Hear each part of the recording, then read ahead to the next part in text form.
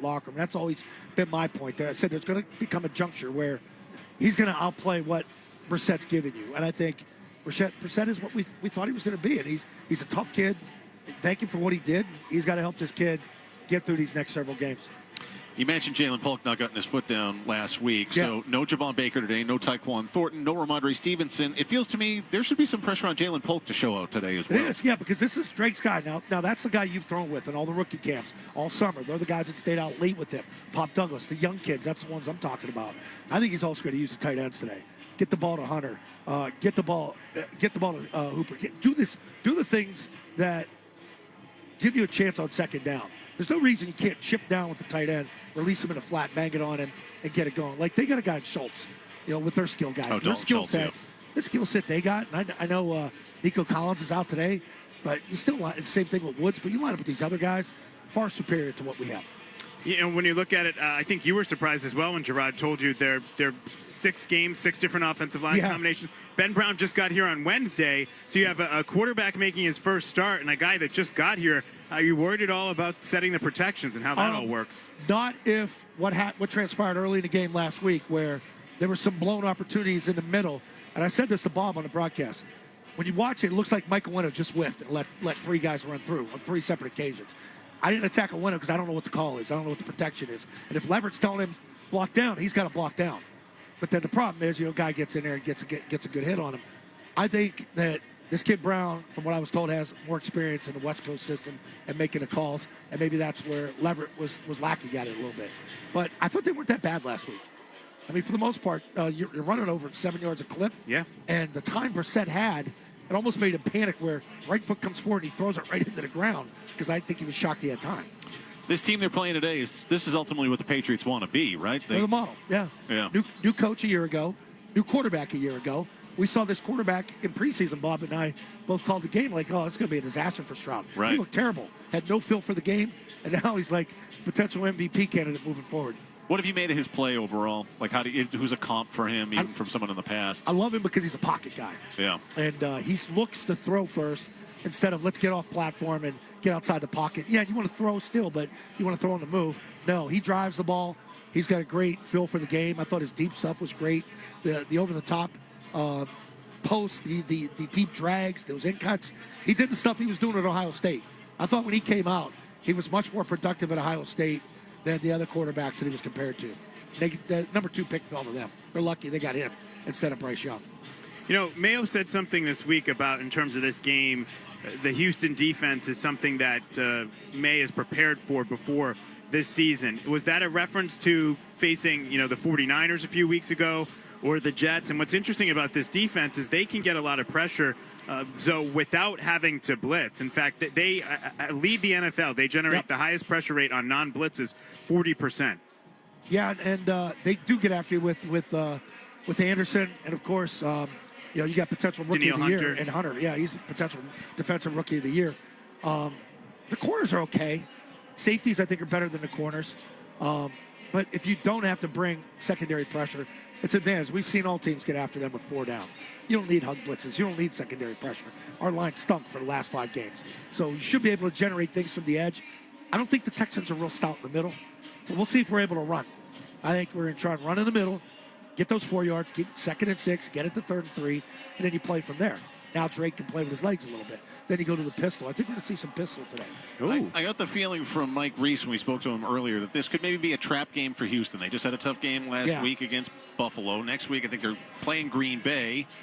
They probably come in here not taking it too seriously. The weather isn't ideal for them for a dome team. And a chance of an upset today. 0-7 lifetime Texans at Gillette Stadium. And they read it. Remember them D-bags that came off the plane with those letter jackets? Oh, yeah, the varsity jackets. A bunch of tool bags they were. I remember being underneath them. We were down there laughing. They're walking by. It was like something out of Friday Night Lights. I'm like, they're going to get house, and Brady killed him. But I tell you what, the Texans came in here that Brock Osweiler year. And remember there was a deep post that they dropped.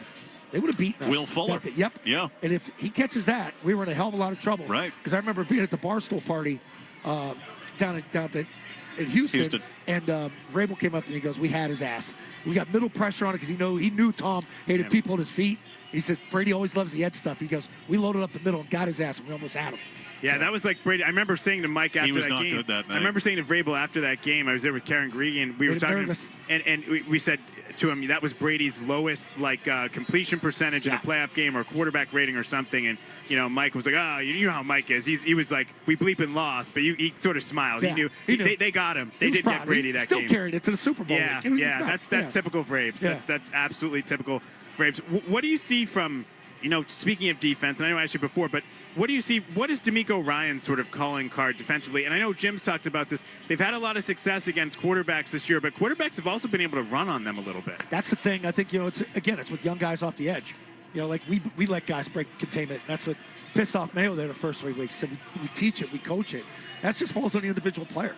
So you're going to get, which Keon White are you going to get today? The good Keon White or the bad Keon White? Last week, got a little bit of the bad Keon White. Did some silly things. So it's however they get past that. But, when DeMeco played, it was more of a base defense.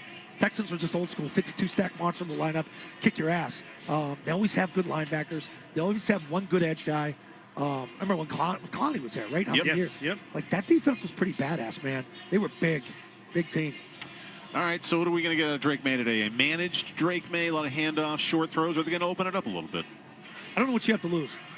He's going to make mistakes, but how bad is the mistake going to be? Is it going to be a knockdown or is he going to throw a cold pick six? That's what you want to avoid today. You want to avoid the big mistake. I think wherever the field position is, AVP is going to have to take some chances with him, and we'll see if Alex Van Pelt or that maybe he's excited that this kid's playing like me.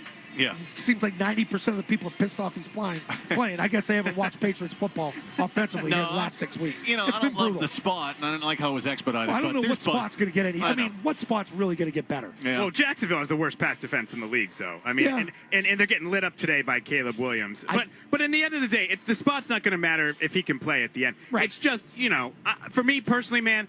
If someone's telling you something for 3 months, I can't just disregard it immediately and say, oh, nothing they told me for 3 months matters. And don't sit there and lie to my face and say you didn't expedite the plan when you did. We got to hold these guys accountable. If you say something for 3 months, then I'm going to go back to what you said for 3 months when you just ditch it and then you tell me you didn't change a thing. People are human. There's pressure, right? It's pressure from fans, pressure from ownership, pressure to sell tickets, pressure from TV ratings, pressure from empty seats on the upper deck. Yeah. That's pressure, baby. Okay? And the kid is better than Brissett. So fair. It's time. I think they blew the opportunity against Miami.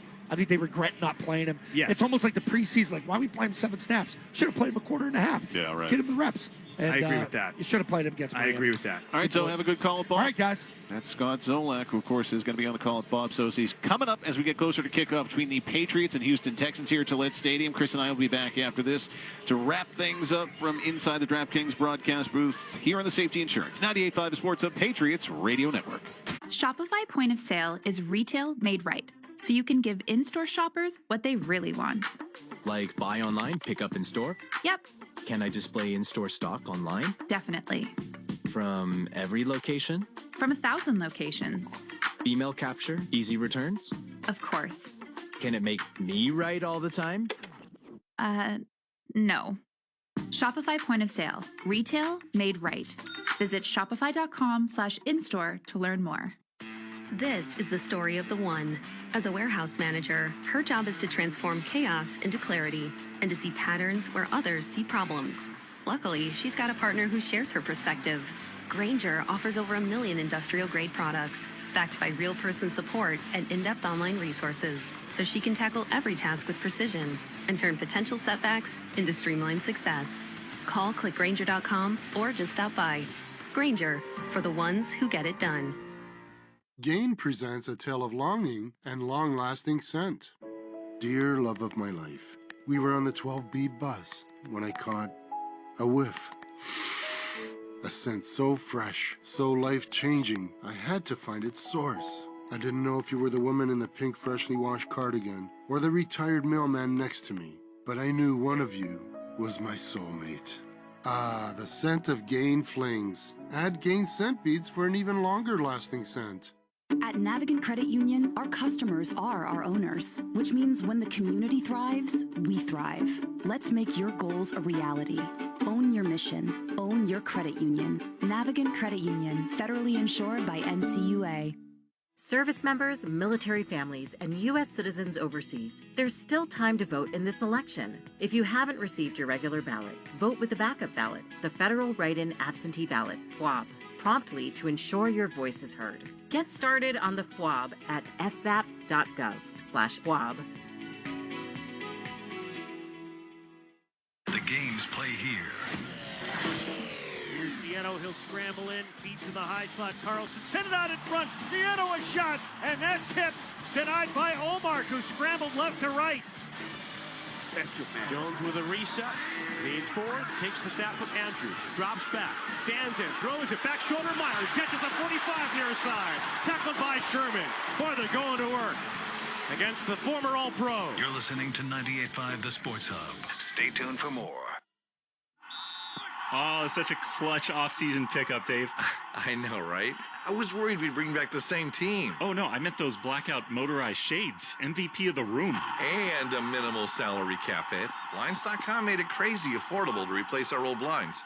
Hard to install? No, it's easy. Even you could do it. Nice. I installed these and then got some for my mom, too. What, you fly across the country to do the install? Nope. Blinds.com can do it all. All she had to do was pick what she wanted. She talked to a design consultant for free and scheduled a professional measure and install. Look at you, a Hall of Fame son. Oh, I just picked the winning team. They're the #1 online retailer of custom window coverings in the world. Oh, Blinds.com is the GOAT. The GOAT.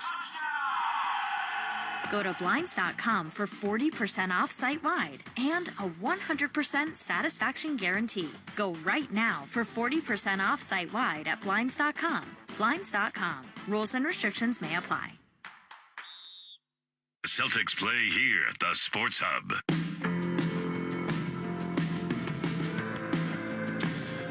Welcome back one last time to Patriots Preview, driven by the all-electric Honda Prologue. It is Jim Murray and Chris Gasper coming to you from inside the DraftKings broadcast booth here at Gillette Stadium ahead of Patriots, Houston Texans, getting ready to kick off here shortly. And, of course, Bob and Zoe will have the call of the game right here in the DraftKings broadcast booth. DraftKings Sportsbook, the official sports betting partner of the New England Patriots.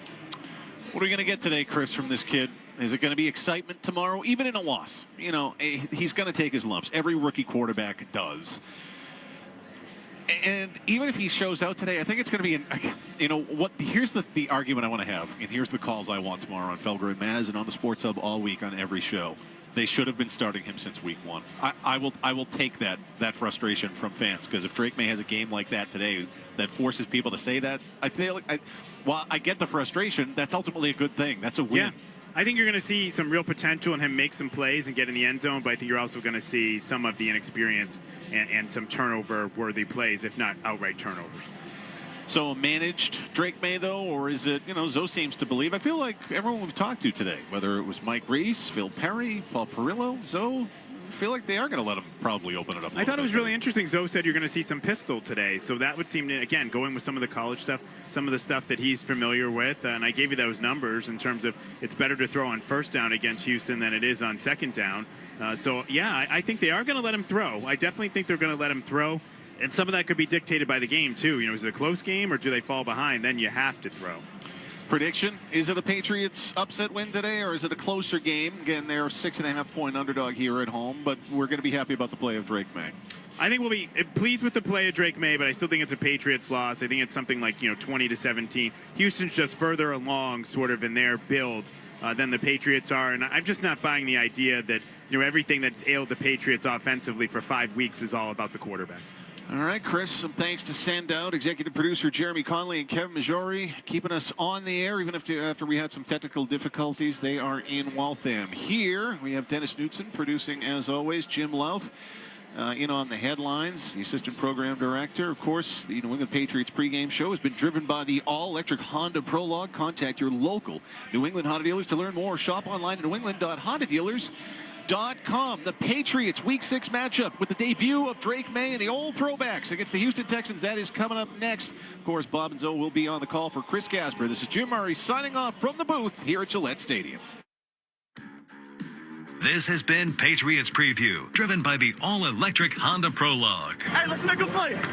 Let's make a play. Also brought to you by Safety Insurance, Mass General Cancer Center, your local New England Honda dealers, Duncan, America runs on Duncan, Hub International New England, Catches Law, Credit Union's Kids at Heart, Apex Entertainment Center, DigSafe, Wendy's, 128 Plumbing, Heating, Cooling, Electric, and Drains, Delta Airlines, and by Bud Light. Hey, set the tone. Set the tone. By Valvoline Instant Oil Change, Clinton Savings Bank, VA New England, United Ag and Turf, Peerless Boilers, your New England Ford dealers, Eastern Propane and Oil, Town Fair Tire, Northern Bank in partnership with Heading Home, FindMassMoney.gov, Comcast Business, and by Payblocks. Finish!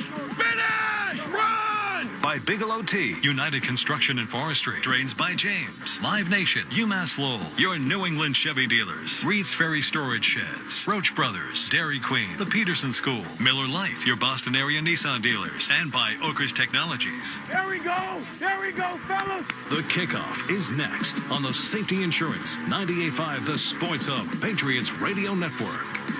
Service members, military families, and U.S. citizens overseas, there's still time to vote in this election. If you haven't received your regular ballot, vote with the backup ballot, the Federal Write-in Absentee Ballot, FWAB, promptly to ensure your voice is heard. Get started on the FWAB at fvap.gov/FWAB. At Navigant Credit Union, our customers are our owners, which means your business success is our business success. Own your skill, own your goals, own your credit union. Navigant Credit Union, federally insured by NCUA. The games play here. Here's Vienno, he'll scramble in, feeds in the high slot. Carlson sent it out in front. Vienno a shot, and that tip denied by Olmark, who scrambled left to right.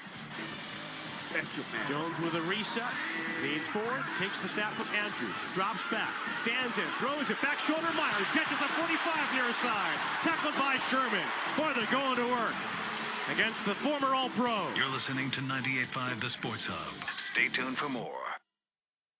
It seems like a second ago we were busting out sunscreen and hanging tin at the water park. Now we're carving out pumpkins and hanging cobwebs from our windows. A lot can happen in a second. That's why ADT spends all of their seconds helping protect all of yours. So while you're off sipping cider at the orchard, the ADT Plus app gives you complete control over who has access to your home. With the Google Nest doorbell from ADT, you can see for yourself if the person at the front door is a scary goblin or just your next door neighbor. And ADT has the largest number of company-owned 24/7 monitoring centers in the industry, with real people giving you real peace of mind. Yes, this season may be spooky, but you can feel secure. Because when every second counts, you can count on ADT. Visit ADT.com today or call 1-800-ADT-ASAP.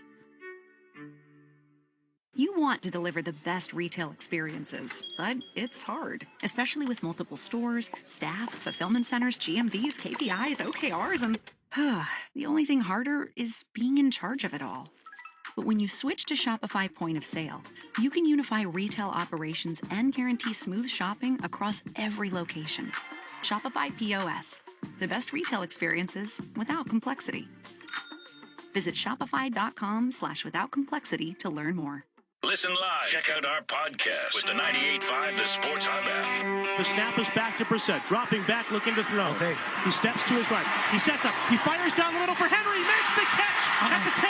They've got to hurry to do it. There's only 3 seconds and 2 seconds left, and they're not going to have enough time to get another snap off.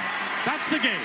Miami will win it by the 15-10 final. This is the worst loss since Tom Brady left the Patriots. Following the frustration of a 4th straight loss, Patriots head coach Gerard Mayo felt it was time for a change, and that the team's future at quarterback begins now. Going forward, I think now, Drake gives us the best chance to win now and going forward. And so today, 22-year-old Drake May, the Pats' top pick in this year's draft, makes his NFL starting debut. I think it's a great opportunity. Something you dream of, getting your first start in the NFL.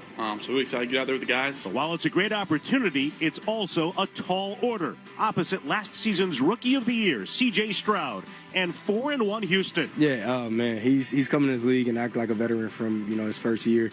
He's continuing to get better. Veteran Jonathan Jones and the Pats look to spring an upset as they take on the Texans and start a new era behind center in New England. This is Patriots football. Set to go. Snap, ball down. Kick up. Kick is on the way, and it is good. It's good. It's good. And the Patriots are Super Bowl champions. The Patriots are brought to you by Safety Insurance, Mass General Cancer Center, your local New England Honda dealers, Duncan, America runs on Duncan, Hub International New England, Catches Law, Credit Union's Kids at Heart, Apex Entertainment Center, Dig Safe, Wendy's, 128 Plumbing, Heating, Cooling, Electric, and Drains, Delta Airlines, and by Bud Light. Wilson, quick throw. Intercepted by Malcolm Butler with 20 seconds to go in Super Bowl 49.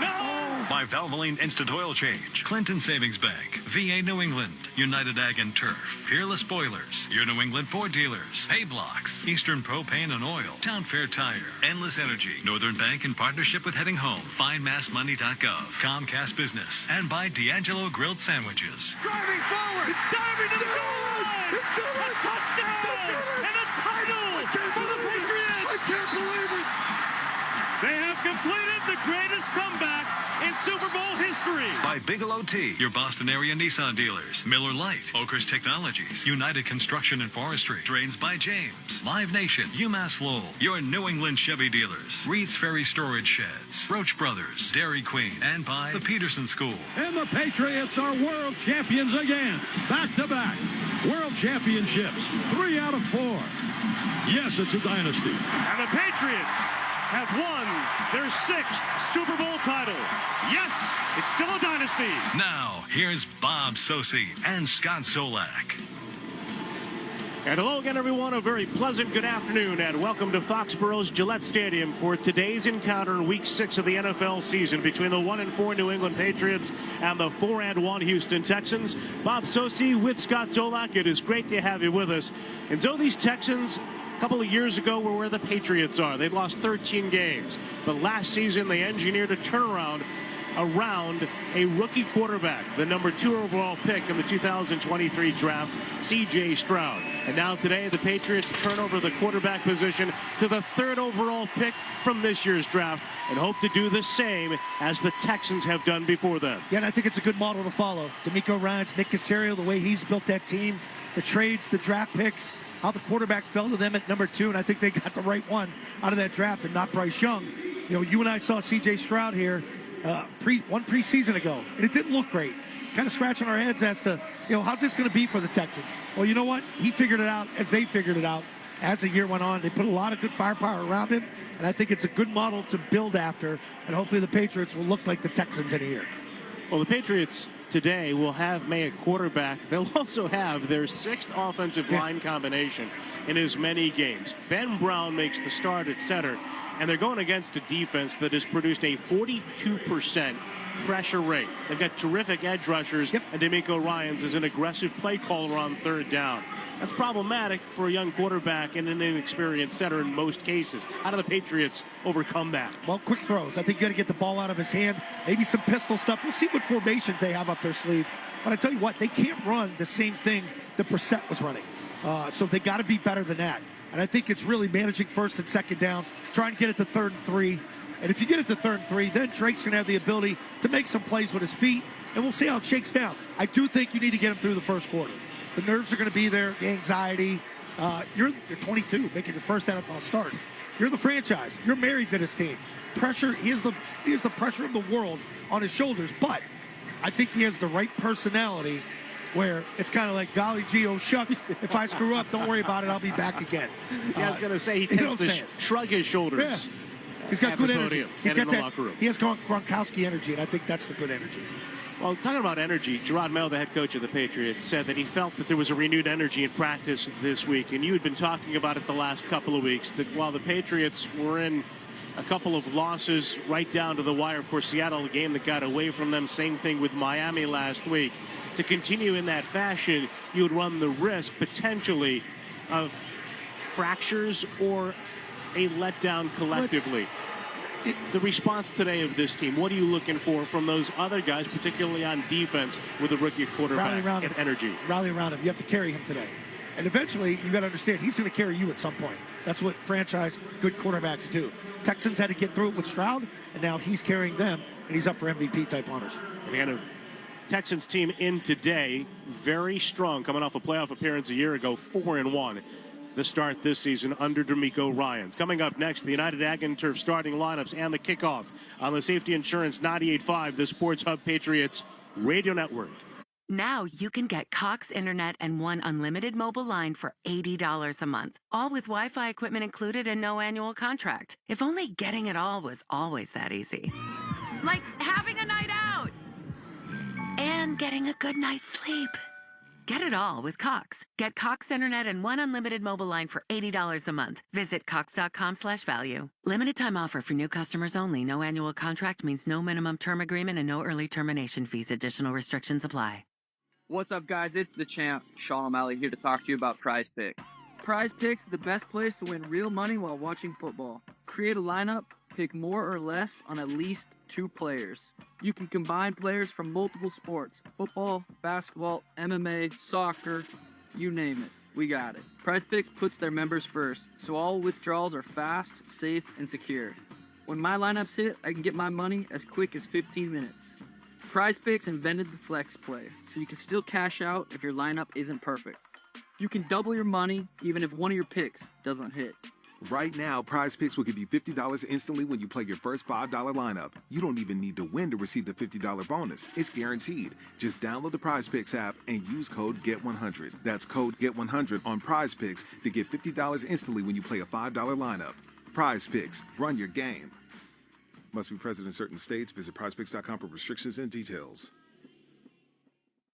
After you use Bounce Dryer Sheets and realize how fresh, soft, less wrinkled, and less staticky your laundry can be, you'll put a sheet on it every time. Like those socks that smell like they've been through a marathon. Put a sheet on it. Or that blanket that's got wrinkles on its wrinkles. Put a sheet on it. Maybe even your chatty coworker who keeps distracting you. Okay, Bounce Dryer Sheets can't do it all. But for fresher, softer, better laundry, put a sheet on it with Bounce. The games play here. Here's Nieto. He'll scramble in, feeds in the high slot. Carlson sent it out in front. Nieto a shot, and that tip denied by Omar, who scrambled left to right. Jones with a reset. Leans forward, takes the snap from Andrews. Drops back, stands in, throws it back shoulder. Myers catches the 45 near side. Tackled by Sherman.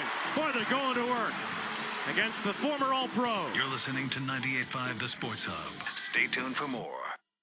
The Rhode Island Lottery is giving you a chance to win a VIP Patriots experience. Enter the code from your non-winning Patriots instant tickets by October 15th for a chance to win 2 tickets to VIP pre-party at Gillette Stadium. Visit RILot.com for details. Please play responsibly. Americans, there's still time to ensure your voice is heard in this election from wherever you are. If you have a ballot, send it back now. If you won't receive your regular ballot in time to send it back before the election, get a backup ballot or the FWAB and send it in to vote. The Federal Write-in Absentee Ballot, FWAB, can be used as a backup ballot by service members, eligible military dependents, and U.S. citizens overseas who requested an absentee ballot but didn't receive it on time to return it by the state deadline. Get started on the FWAB at fvap.gov/FWAB.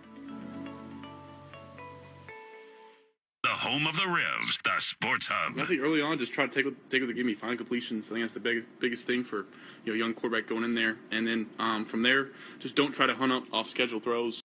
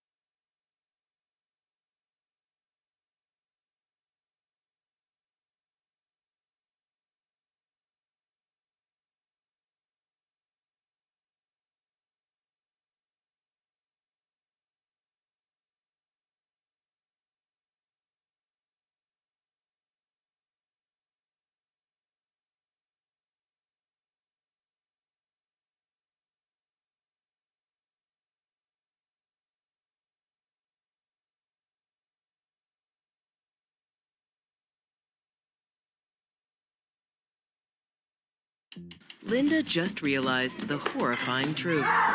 She's low on kid snacks. Stay cool, Linda. Cool? Roy ordered delivery. I ordered more snacks. Whatever the moment, I got you. We'll meet you there. Stop and Shop. Feed the moment.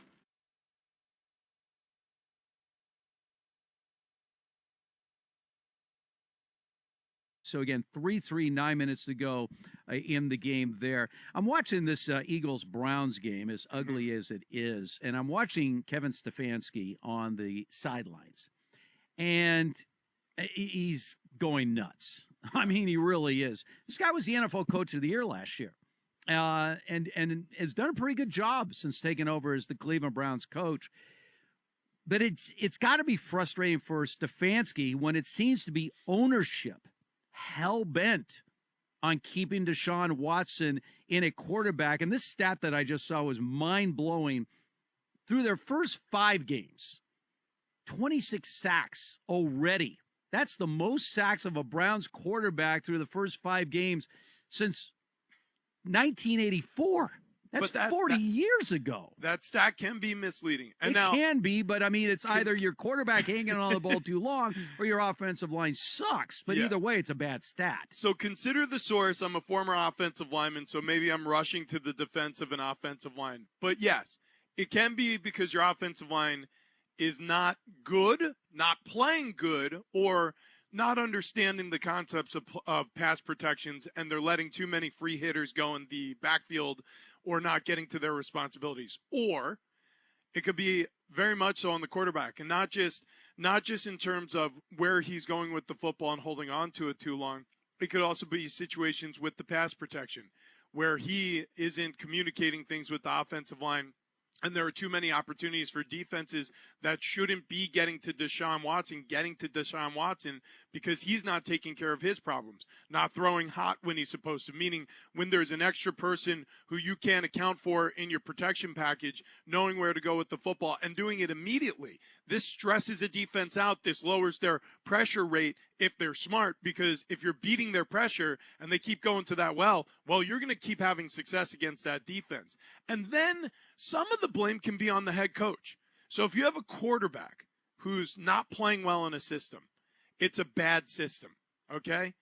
I understand, some of these quarterbacks are getting paid, tens and tens and tens of millions of dollars per year, and Deshaun Watson's one of them. But if you have a great system that a quarterback is playing poorly in, you don't have a great system, you have a bad system. So if that's the issue, if Deshaun Watson's not understanding the Stefanski system, well, guess whose fault that is? It's Kevin Stefanski's fault to a certain extent. So he's got to find a way to meet him in the middle, find out what his strengths are, and get to those strengths. Otherwise, his job is in just as much jeopardy as Deshaun Watson's job. All right, we had a pass interference call against the Commanders that put the Ravens in scoring position, and they have just scored. I missed the score. How did they score? Derrick Henry ran it in. Okay, so the extra point is good. Which, by the way, that makes a lot of sense, because one of the biggest storylines coming in is Washington does not stop the run. They are near the bottom in yards per carry allowed. They're near the bottom in yards per game allowed on the ground. It's terrible timing to play against a Baltimore offense, because they're just not going to be able to stop Derrick Henry and Lamar Jackson. All right, 10-3 now. Ravens lead the Commanders in that game. The Eagles are on the move right now. They actually had a big, was that Calcaterra? Who was that caught that pass? Yeah, Grant Calcaterra. All right, so he had a 34-yard reception.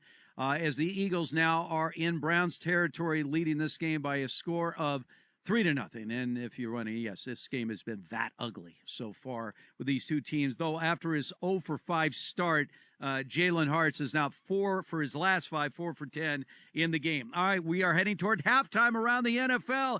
Keep it right here for all the latest. This is Red Zone Radio. We are Hey, it's Jonas Knox. You know our trusted partner, TireRack.com, for their fast, free shipping, free road hazard protection, convenient installation options, and their great selection of the best tires, like the highly consumer-rated Goodyear Assurance Weather Ready.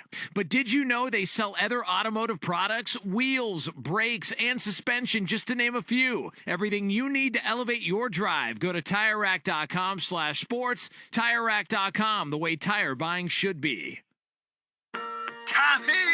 I can't wait for golf this weekend, huh, buddy? Time flies. Love you, man. Oh, don't forget your knee brace again. We aren't in college anymore. Moments together matter, so help protect yourself from RSV. If you're 75 or older or 60 plus with a chronic condition like asthma, COPD, heart disease, or severe diabetes, you're at higher risk of landing in the hospital from RSV, and there are no prescription RSV treatments. Check eligibility and schedule your RSV vaccine at vaxassist.com. Sponsored by Pfizer. Fearless voice in sports is on FS1. The one and only Colin Cowherd is bold, unique, and outspoken. Wow. You can see him on The Herd, weekdays at noon Eastern on FS1 in the Fox Sports app. And now, there are some shows you don't want to miss. Anyway, it's a big story. And there are some shows you can't miss. Yes! This is Covino and Rich. I did, however, see Patrick Mahomes awfully aggressive. Yes. I mean, I know he's 1% owner of the Royals, but 1%, and obviously these are my people, my fans. And he was all amped up and fired up. Rightfully so. And there was a lot of people, though, who didn't know, when I was watching your Mets, for example, Rich, I was at the gym. So a lot of people just casually watching the Yankee game and they're seeing Mahomes, they're like, who is he antagonizing? Which Yankee fan is he bullying here? What is going on? He got in his face. Because you kept seeing him get in the face of a Yankees fan. So if you weren't listening, because they did acknowledge who it was, you're like, who is he bullying? What is going on? Turns out he was getting aggressive with a former teammate, Gehrig Dieter. Gehrig, named after Lou Gehrig, family of Yankee fans. They explain his brother is Munson Dieter, whatever, named after Thurman Munson. But Gehrig was a former teammate from 27 to 2021, I believe, a wideout for the Chiefs. So he was just getting in the face of a former teammate, like, yeah, what? Yeah, Royals, let's go. And he's all fired up, and that's what we were witnessing yesterday. An aggressive Patrick Mahomes rooting on his Royals. So it got us thinking, where is the line? Real quick, where is the line when it comes to ribbing your buddies about their sports team? Like, where? Hey, this is Cheech. And this is Chong, and you're listening to Covino and Rich, so listen up. To get the rest of what Covino and Rich said, podcast it by searching Covino and Rich. And as always, you can hear Covino and Rich weekdays at 5 p.m. Eastern, 2 p.m. Pacific on Fox Sports Radio. Right now, the Dan Patrick Show. Dan Patrick. You do have the Vikings. I don't know if everybody's in on the Vikings. It's like, yeah, nice story, but they're playing pretty well. That defense is awesome. And got a great head coach, young coach. And you're in a tough division because everybody has a winning record here. The Lions. Lions, to me, are probably the best team still in the NFC. I mean, I have them winning the Super Bowl. They are a great offensive team, and the defense has been a little suspect this year. But you start to, we're in the middle of October. We should have a pretty good handle on teams. I don't have a handle on the Commanders. I did like them an awful lot to start the year. Them and the Falcons. I thought they might be the two teams that would make that big jump. And so far, both teams are legitimate. The Dan Patrick Show. Dan and the Danettes and you. Weekdays, 9 a.m. Eastern, 6 Pacific on Fox Sports Radio. Want the best? We're waiting. A straight shooter. That's the kind of guy that I am. 2 words. Doug Gottlieb. Yo, let me grab this mic right here one time. Better yet, Coach Gottlieb. Now you got it. Admit it. Your afternoons just got better. Dude, you get everybody in, you look them in the eye and go, let's go. You know who I am. Like, do you understand the value in that? It's the Doug Gottlieb Show. Weekdays at 3 p.m. Eastern, 12 p.m. Pacific. Right here on Fox Sports Radio. FS1. Looking for the one, what you looking at the one? To find FS1 on your television, go to foxsports.com for details. FS1. Looking for the one, what you looking at the one?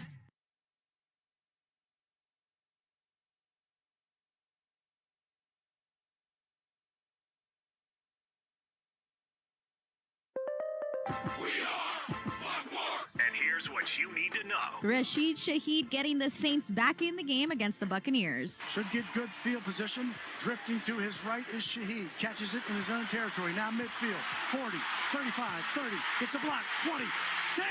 Rashid Shaheed. See you later. Bye, baby. Touchdown when you need it most. You heard it all on the Saints Radio Network. The Buccaneers are still on top, though, 17-10 early in the second quarter. Saints wide receiver Chris Olave has officially been ruled out due to a concussion. The Eagles have just scored a touchdown. Jalen Hurts connecting with A.J. Brown. They're beating the Browns 10-0 halfway through the second quarter. Derrick Henry in the end zone for the Ravens. They're up on the Commanders 10-3 with 5 minutes to go in the first half, but the Commanders have the ball at Baltimore's 5-yard line. Texans on top of the Patriots 14-0 halfway through the second. I'm Monty Bolaños.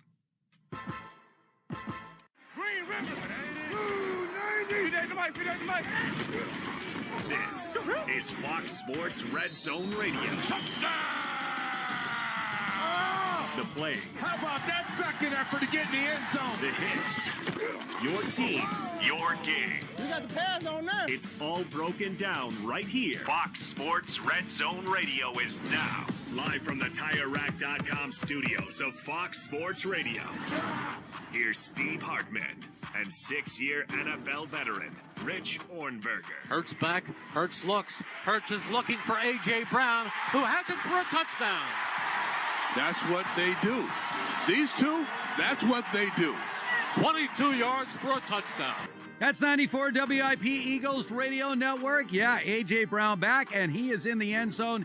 Eagles lead the Browns by a score 10-0. 7 minutes to go in the first half in that game. This is Red Zone Radio. We're broadcasting live from the TireRack.com studios. TireRack.com. We're going to help get you there.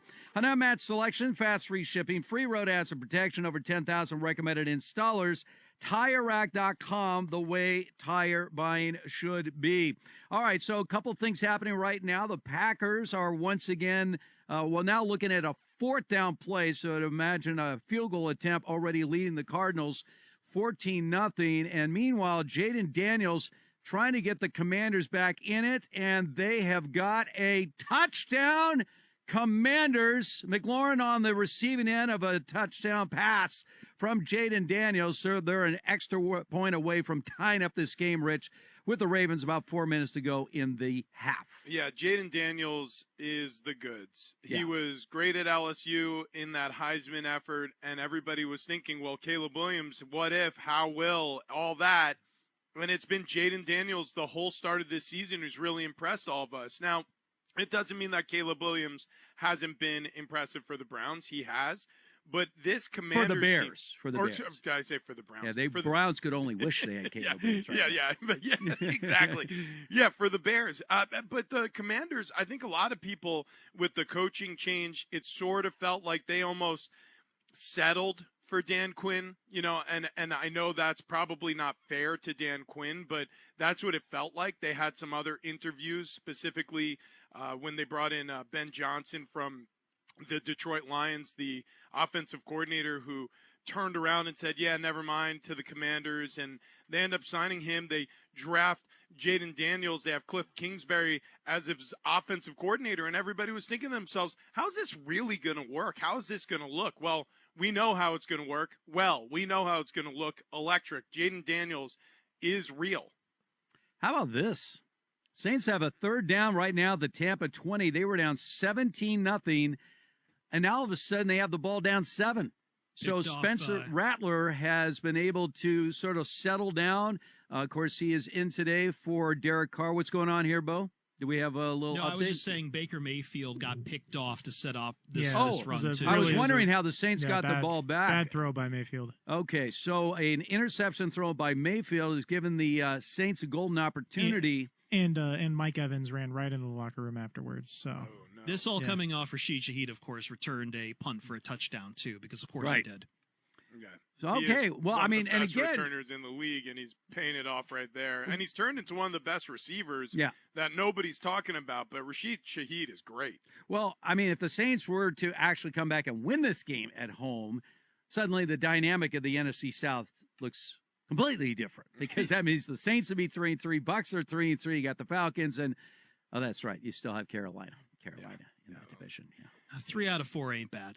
That's right. There it is. All right, so I wanted to jump ahead for a second here on one of the games coming up a little bit later on, since Chris is anxious. You have to understand this, Rich. It was a bitter day for Chris yesterday. Tigers. Obviously, with Scooble on the mound, he was hoping bitter is an understatement. Yeah, that the Tigers would prevail against the Guardians, and it did not happen. So the Guardians move on to play the Yankees in the ALCS. But the Lions today against the Cowboys, everybody's picking the Lions. The Lions are favored on the road. The Cowboys are 3-0 on the road and 0-2 at home this year. I said at one point early in the show that you could almost make an argument the Lions have the best talent in the NFL, maybe. I mean, they don't have a lot of glaring weaknesses on this team right now. What's your early read on this Detroit-Dallas game? I mean, my early read is I would be all over the Lions too. Look, it was probably the most controversial ending to a game last year when Dallas and Detroit played against each other. Dallas beat them after that game-winning 2-point conversion by Tyler Decker was negated because of illegal touching. Do you remember that? I mean, let's put it this way. You know that Detroit is out for blood, because if there's one thing Dan Campbell has done is he's completely changed the ethos of the Lions. It's not a team like, hey, we're the downtrodden Lions. We're America's favorite loser. We're the team you root for when you don't have a team to root for in the game where you're like, you know what? Who wants to root against it? No. This is a completely different look. The Detroit Lions are dangerous. They're scary. Like you said, they don't have many holes. They re-signed all of their weapons offensively this offseason. They get better with Laporta being healthy at some point this season, completely healthy at some point this season. I'm excited for the Detroit Lions this season. And then you look at the other side and you think about Dallas. Like, what are your feelings, Steve, on the Dallas Cowboys entering this season? It's a very different feeling than how we feel about I picked them to win Detroit. the Super Bowl. Remember this. I am on record having the Dallas Cowboys because my thinking was, this is a team that's been winning, 12 games, 3 consecutive years, and it just like the football gods are saying, not now, not now, not now, in that ugly playoff game against the Packers a year ago. And I just feel like at some point, things are going to go their way. At some point. I mean, obviously, they're sitting at 3-2. Usually when you start the season with 3 road wins, you're in great shape. But 0-2 at home. And obviously an underdog at home today against a really good Lions team. So I don't know. The Lions are a better team than the Cowboys. But maybe there's a day, like when suddenly everything goes their way and the highest paid player in the NFL just has an insane day against a really good team. Could be today for Dak Prescott. Who knows? If they lose again today, it'll mark the first time since 2006 with their starting quarterback in under center that the Dallas Cowboys have opened the season with 3 consecutive home losses. So, and listen, I mean, is that huge news? No, but considering they were on an absolute tear at home, winning 16 straight home games all the way through last season, I mean, this is a team that was just typically great at Jerry's World. Anytime they were hosting anybody, you're like, oh, well, Dallas will find a way to win. I mean, it was a surefire moneyline bet. And now all of a sudden we have questions about why. Like, why do they look so poor when they're at home? It's a strange thing. It feels like a little bit of a hiccup through the first 2 weeks. But if they do it again, if they lose to Detroit at home, all of a sudden it's a trend. And now you got to start asking questions to Mike McCarthy, to Dak Prescott, to some of the other important members of this team, defensively or otherwise. Hey, why does this keep happening? Yeah, by the way, the Saints did get a field goal, so they have cut that Buccaneers lead down to 17-13, so the Saints mounting a challenge. I'm watching right now the Cleveland Browns. All right, we got 3 minutes to go in the half. Eagles are up 10-0. Browns are driving, and I'm just watching Deshaun Watson throw the football. He's 5 of 11 for 46 yards. He just missed a receiver badly. You know, it wasn't one of those, that was dropped and now he just got sacked, which is his third sack of the game, setting up a fourth down. And so they're staring at about a 40-something yard field goal. So, you know, it's just not happening. And I don't know. If I'm Kevin Stefanski, I march into the owner's office and say, okay, I get it. Like, we're paying this guy a lot of money, but you can't hold me accountable for his ineptitude as a quarterback. Like, I can't be held responsible because I would make a change right now. I would go to Jameis Winston. I would go to DTR. I would go to anybody but him. But if you insist that we keep throwing him out there and he continues to play as poorly as he is, the Browns did get a field goal, 10-3 right now is the score against the Eagles. Do not hold me accountable. Hey, listen, he can't play anymore. He's not a starting quarterback anymore. It's as simple as that. I mean, we don't we have a large enough sample size now? You just gave us the numbers. Historically bad. Historically bad through these first 5 games for the Cleveland Browns. Has he really dazzled anybody when he wasn't injured? You know when he dazzled last year? Remember, it was that last half that he played, and then the next week they said he was hurt. But you remember that he had almost a perfect half in leading the Browns to a come-from-behind victory. We're like, finally, we get to see. And then it's announced that week he's out for the year. Well, and see, that's just my point, Steve. You can't depend on him to be on the field. No. As an NFL player, your most important ability is your durability. When he's on the field, you can't depend on him to be anything resembling the quarterback he was in Houston, which is the reason why you're paying him this enormous guaranteed contract. So here's the question I'll ask again. Is he a starting quarterback in the NFL? And the answer is no, he's not, because his numbers don't look like any starting quarterback should in the NFL, especially one who you're paying this much money to. So if this is a business decision and you're keeping him in the game because you've spent so much money on him, you're doing bad business because you're throwing good money after bad. You're saying, okay, we made a poor investment, so let's really lean into this poor investment. This way we can make sure to maximize our dollars. Absolutely not. What you have to learn to do is cut bait and bail. You're not going to believe this. Baker Mayfield just got intercepted again, and the Saints have just scored a touchdown. Spencer Rattler to Bub Means, and the Saints take the lead against Tampa. This is unbelievable. So first play after the interception, and there it is, 2 feet down, touchdown Saints. Amazing. To take the lead. So this was 17-0 Buccaneers. There's still 8.5 minutes to go in the first half. Oh, it's just insane. So the Saints now have the lead in this game, and that is a touchdown pass for Spencer Rattler. And, wow, what a turnaround in this game for the Saints after it looked like a mail-in game. We also have a touchdown by Jordan Love in the Packers game. He just threw another one. All right, so the Packers now with a 24-0 lead. Jordan Love, 3 touchdown passes, 14 of 19, 185 yards, and 3 touchdowns. So Malik Willis can stay on the bench right now. No knock on him because he did play well, but looks like Jordan Love is back. By the way, the extra point for the Saints, no good. They missed the extra point. Wow. Or did they?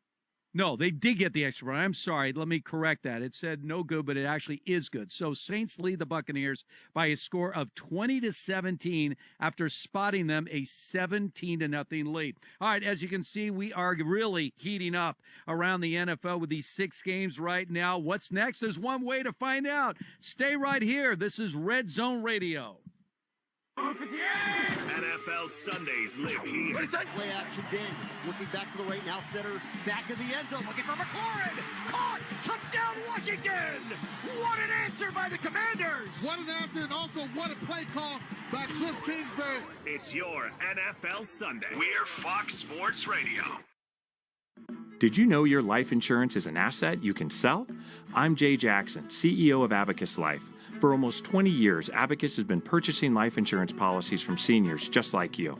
And at abacuspays.com, we've created a free policy value calculator so you can find out the worth of your policy in just seconds. There are no fees and no obligations. Get real value from your life insurance when you need it with Abacus. Learn more at abacuspays.com. Sweet chocolate reward. Sweet chocolate reward. This is not just the sound of someone picking up a sweet treat at Walgreens. This is the sound of someone picking up a sweet treat right after receiving all their vaccines in one trip. This is the sound of treating yourself, because you protected yourself. Stop by or schedule both your flu and COVID-19 vaccines today and grab yourself a sweet treat while you're at it. Vaccine subject to availability. State, age, and health-related restrictions may apply. Texting enrolls you in a recurring automated marketing text messages. Consent not required to purchase. Message and data rates may apply. The team's looking good this season. I think so. Man, I miss playing football. Being young with unlimited energy to burn. Ever since I turned 40, I just can't find that fire I used to have. Think you could be lower testosterone? What do you mean? All guys lose their edge when they turn 40. The body has less testosterone. That's why I take Nugenix Total T. I've heard about Nugenix. That really works? Since I started taking Nugenix, I'm lifting like when we played for Coach Carter. I feel more energized at work. It's even spiced up things between me and the missus. Are they still giving out complimentary bottles for people to try? Yep, send a text. It's that easy. Text ENERGY to 42424 right now for your complimentary bottle of Nugenix Total T. It's the #1 selling testosterone boosting brand at GNC and Walmart. Do it now and they'll also send you a bottle of Nugenix Thermo X, their newest, most powerful fat burner ever, absolutely free. Text ENRGY to 42424. That's ENERGY to 42424. These statements have not been evaluated by the FDA. This product is not intended to diagnose, treat, cure, or prevent any disease. It's time to upgrade your audio game. And just like Colin Cowherd did, you need to discover JLab. JLab imagines and delivers personal tech, headphones, earbuds, and office accessories that consumers want straight from their lab. Whether you're working out, jamming out, or just tuning out, JLab headphones amplify it all. There's a perfect pair for every you. It's like wearing shoes. You need a different pair of headphones for different activities. Try the J-Buds Luxe over-ear headphones for noise-canceling travel. The last thing you want to deal with on a long flight is a crying baby. Or the J-Buds Sport ANC4, offering a secure fit and super long battery life. Perfect for those long walks and workouts. Or the Flex Open, a clip-on earbud for errands and around the office. Discover your perfect pair of headphones with JLab. Look for the JLab Blue Box at Walmart, Target, Best Buy, and more. Or visit JLab.com to upgrade your sound and style today. That's JLab.com. On the Jason Smith Show with Mike Harmon. I'm just going to say it because it's going to seem weird. You'll get this. I'm not saying the guy's overrated. And some of this. Like death, pettiness knows no tax bracket. Oh, hey now. And on occasion, 3, 2, 1. What's our disaster scenario early on in the season? That. Yeah, baby. Let's go. It's the Jason Smith Show with Mike Harmon. Weeknights at 10 p.m. Eastern, 7 p.m. Pacific. On Fox Sports Radio. And now, here's a little something that you missed from the Ben Maller Show. This thing is going to drag on and on. Here we go. So we're hearing now that the Pittsburgh Steelers quarterback Russell Wilson is said to be optimistic, but also realistic about possibly playing on Sunday for the first time in 2024. Now, Mike Tomlin was pretty vague about this and indicated that Justin Fields will continue as the starter. Wilson said he, quote, feels confident and he's ready to play at a high level. Mr. Unlimited has been sidelined for the first 5 weeks with a bum calf. Now, Justin Fields has played, and Pittsburgh does have a winning record. Now, you do have a winning record. Is Mike Tomlin about to pull the fast one? But let's discuss what happens in Pittsburgh. So the question for the ears of you and only you, here's the question. Russell Wilson is confident that he can play for the Steelers this weekend in Viva Las Vegas. Should Mike Tomlin pass the baton to Russell Wilson? So I've got Post-it note, battalion, and ladder. Justin Fields has not been horrible. However, he's not the cream of the crop. Despite internet love, glowing reviews from microblogging websites talking about how he's so good. To get the rest of what Big Ben said, podcast it by searching The Ben Maller Show. And as always, you can hear The Ben Maller Show weekdays from 2 a.m. Eastern, 11 p.m. Pacific, right here on Fox Sports Radio. Y'all realize The Odd Couple is loved. I love you. I mean, just listen to these people. Hey, your show sounds great. I want to welcome Calvin. Welcome, Calvin. You're bringing in some beautiful imagery to The Odd Couple. They can't get enough of The Odd Couple. You know, the new iteration of The Odd Couple is great to see. Rob Parker, Calvin Washington, a show that no one can miss. Check it. Hold up. It's The Odd Couple with Rob Parker and Calvin Washington. You can hear them right here. Weekdays at 7 p.m. Eastern, 4 p.m. Pacific on Fox Sports Radio. Here's a statement you can take away. When it comes to talking, we can't shut up. We believe in real talk. Are we talking about it? Yeah. We won't shut up. It's loud. I know what the hell I'm talking about. As a matter of fact, we do more than talk. Ladies and gentlemen, We sing. it's raining dogs. Hallelujah. We yell.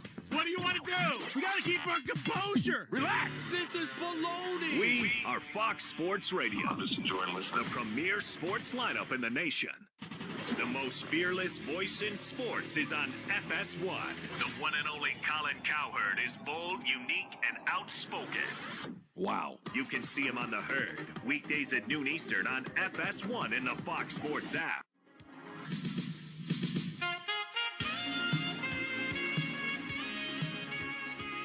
Saints have the football at the 10.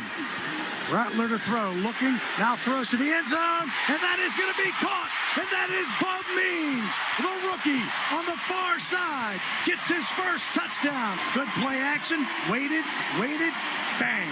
That's WWL Saints Radio Network. Saints took the lead 20-17 over the Bucs, but the Buccaneers have just answered back with a big touchdown. I believe Tucker was on the receiving end from Baker Mayfield there. And so the Buccaneers now have a 23-20 lead over the Saints, waiting on the extra point there. Don't bury crazy. the lead, though. Don't bury the lead on what just happened in Eagles-Browns. Hold on a second. I do have to do a reset here. Once again, this is Red Zone Radio, and we are live from the TireRack.com studios. So the Eagles had a 10-3 lead at home against the inept Browns, lined up for a 57-yard field goal attempt, blocked, return for a touchdown. Wow. That game is 10-10. Oh, my God. Myles Garrett was all over that kick. Yeah, that was a, by the way, did you see the laces pointing at the kicker when he kicked it? The ball was flipped wrong way, and it was blocked and returned for a touchdown. I'm watching it. Myles Garrett jumps the center. Yeah. And gets directly to it. Yeah, it was a clean, and it was a perfect bounce. It was one of those perfect blocked kicks that bounces right into one of the Browns players' hands, and he returns it for the touchdown. So we got a lot of craziness going on in a very, very volatile first half. By the way, that Eagles-Browns game, the reason they were attempting the 57-yard field goal is that it was right at the end of the half. So instead of up 13-3 at the half, Browns-Eagles tied 10-10 at halftime. Look, again, I'll repeat what we said earlier in the show. Considering who you're playing against at quarterback, and really just sort of the general vibe that the Browns have given off the entire season, it doesn't seem like they have the same fight they had with Joe Flacco at quarterback. Toward the end of the season, the Browns were a surprise team with the fact that they had cycled through 6 different starting quarterbacks throughout the NFL season, but they looked like a scrappy team that just found ways to win, and Joe Flacco was leading them. They feel rudderless right now. So if you're Philadelphia, especially with a questionable situation at head coach, because as it's been well reported, there's been issues with Nick Sirianni in this locker room. There's been issues with Nick Sirianni and this front office. I'm curious if a loss to the Browns isn't something of a death knell, especially since a little bit of the pressure has been taken off with the Band-Aid being yanked off in New York, with Robert Saleh being the first to go this season in terms of a head coach firing. Could well be. By the way, you remember I was bragging about my under pick on this Ravens-Commanders game when it was 3-3. Well, all of a sudden, a touchdown pass from Lamar Jackson to Mark Andrews makes it 17-10 Ravens. We got about 15 seconds to go. Jaden Daniels is frantically trying to get the Commanders in at least field goal position. So as soon as I open my mouth and they're like, there's no way we can let Hartman win on the under, suddenly a flurry of points. Mark Andrews, as I mentioned, 13-yard touchdown reception from Lamar Jackson, who, by the way, is having one heck of a game again today. 14 of 19, 208 yards passing in this game. So the Commanders are at midfield right now. We got 16 seconds left, and they have one timeout, and they've got another completed pass, 10 seconds left out of bounds. So at the very least right now, they're in a position for a long field goal attempt. Yeah. This is a wonky part of the season. When you start thinking about where we're at in the NFL, Week 6, we're getting to see who these teams are. Like, we're getting to see the identity of certain teams. Like the Tampa Bay Buccaneers, at least to my measure, in terms of the eyeball test, in year 2 with Baker Mayfield, it looks right. Like Tampa Bay looks like they've found their starting quarterback, at least for the future couple years, right? You know, you look around the league and you say, okay, the New England Patriots, where are they at? Well, they're still waiting to excel after the Tom Brady era ends. They're still listless, and it hasn't gotten much better. Now, we're on to the new era with Drake May. We'll see how that looks. It remains to be seen, but right now Houston's leading against the New England Patriots. Yeah, they have, by the way, 83 total yards in the first half. New England and no points with 16 seconds left. By the way, Commanders, Siebert is coming on for a field goal attempt right now with 5 seconds to go in the half. Again, it's a 52-yard field goal attempt, and let's see how this kick is looking. The Ravens leaving 17-10, and it is no good. Missed it. The Commanders, another team where you start to think to yourself, man, we're starting to see the identity of that team. Jaden Daniels looks to be a real quarterback at this league level. You know, so Week 6 is an important week because now we have a record that actually gives you a large enough sample size to say, hey, what's the season going to look like? Which direction is this team going? And then also you can get an idea, especially with some of these new coaches in 8 different places around the NFL. You get an idea of what those coaches look like heading up an NFL team, whether it's for the first time or maybe a second time around for some of these guys. All right, so again, it's halftime. The Ravens lead the Commanders by a score of 17-10. Meanwhile, right before the half, the Colts have gotten a field goal, so they are tied with the Titans 10-10. 19 seconds to go in the half there. After a good start, Flacco cooled off tremendously. Colts couldn't get much going, and so they are tied at 10. And the Cardinals finally get on the scoreboard. They still trail the Packers by a score of 24-7. Kyler Murray in this game, just 4 of 9, 63 yards. He did throw a touchdown pass to Michael Wilson. But the other thing about the Cardinals right now is their running game is non-existent. James Conner, not much of a day, only 24 yards on the ground. Murray's been held in check. So Green Bay could not be better. Jordan Love, 14 of 19, 184 yards, 3 touchdown passes in the first half. And a big difference for this Packer team is Josh Jacobs. You know, I mean, all of a sudden you got a guy, Josh Jacobs. We know he is a proven running back in this league, led the league in rushing a couple of years ago. It's amazing how much better a quarterback looks when he actually has some semblance of a running game. Oh, yeah. Yeah, well, I mean, look at Lamar Jackson. He's benefited his entire career because the Baltimore Ravens have always made sure to have a capable running back flanking him in the backfield. His style of play really is suited with a good running game as well. Same thing happening with the Commanders and Cliff Kingsbury's offense in Washington.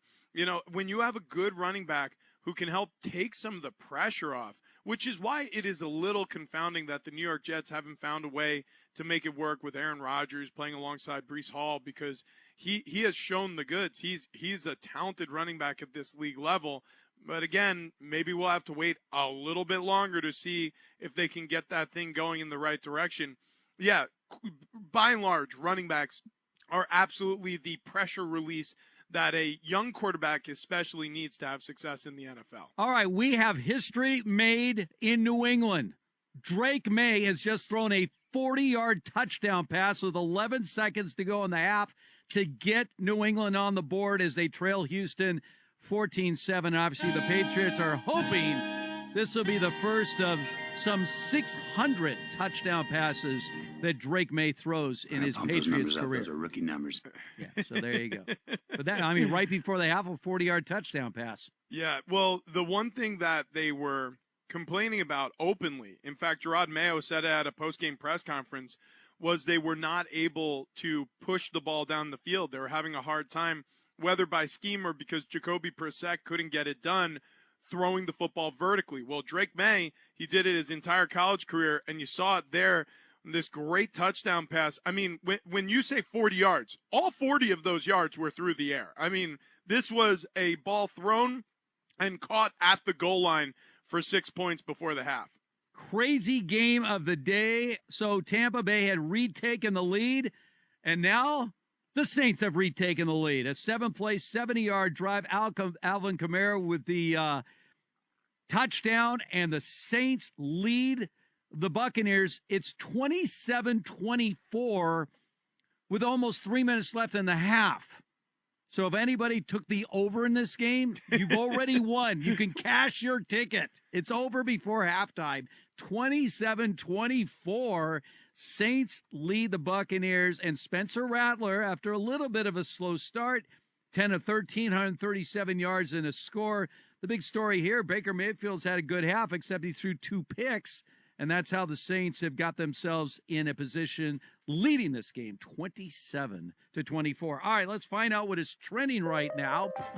Muncie is back, and Muncie's been raising her hands a lot. Victorious. Like your fantasy team must be humming today. It's up and down. I'm not going to lie to you. Up and down, but I just was excited that Mark Andrews, caught his first touchdown pass of the season. That's probably the latest one that I was happy for. Jordan Love, a hat trick in the first half, just threw an interception. So the Packers are still beating the Cardinals 24-7. There's 1 minute to go. Cardinals have the ball now around midfield. But yeah, Jordan Love with a hat trick, and it's just about to be halftime. 16 of 22, 194 yards, 3 touchdown passes. He shared the love. Jaden Reed, Romeo Doubs, Christian Watson. At halftime, it's a tie game in Tennessee between the Colts and the Titans. They are tied at 10 apiece. The Texans, you just mentioned, Drake May with his touchdown pass for the Patriots, but the Texans are on top at halftime, still 14-7. C.J. Stroud has connected already with Tank Dell and Joe Mixon, who is back in the mix today.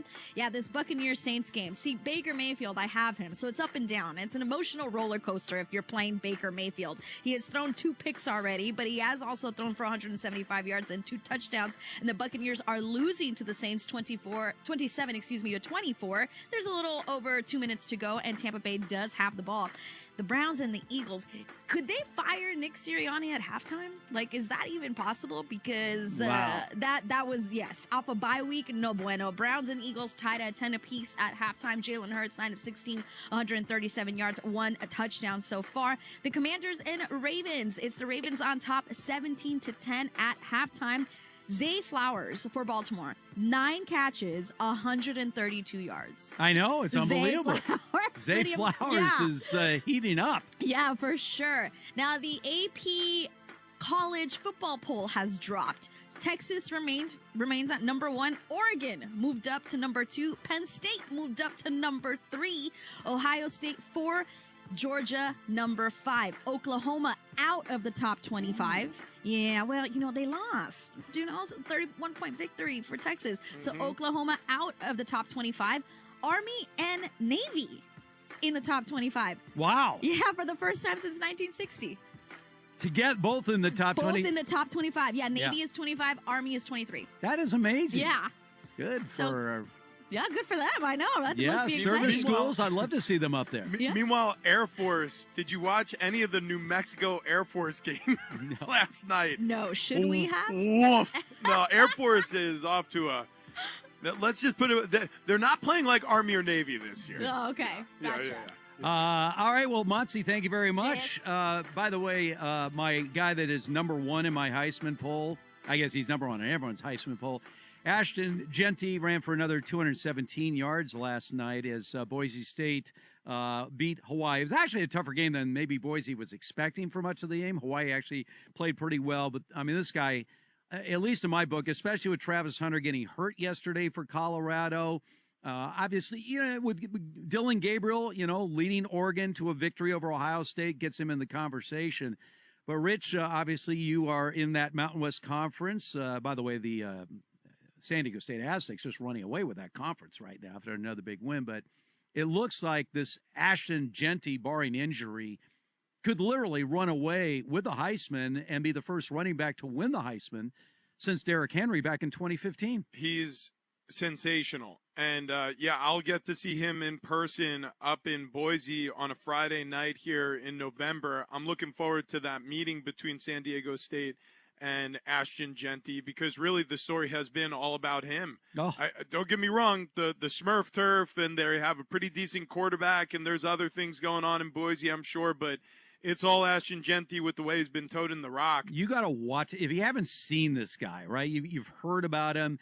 He's, like 5'9". He's thick, right? I would never compare anybody to Barry Sanders, but he has that kind of like one-step explosiveness. Like if he sees daylight, he just goes. I mean, he's just gone. Gone. He had a 54-yard touchdown yesterday. It was very similar, where it's looked like, this might be a 4 or 5, 6, 7, 8-yard play, and then all of a sudden he puts his foot down and he's off to the races, and nobody is going to catch him. He came into the game yesterday averaging 10.9 yards a carry. Yeah. Averaging. Yeah. That was like 95 carries for over 1,000 yards. And also he's done it against some of the top-tier talent in the country. Oregon, when Boise State went on the road to Oregon, and Oregon lost won by that game 3. By 3 points, that's right. But Ashton Genty had 192 yards on the ground with 3 touchdowns. Yeah. He had a 70-yard touchdown rush during that game. He averaged over 7 yards per carry. I mean, he's good.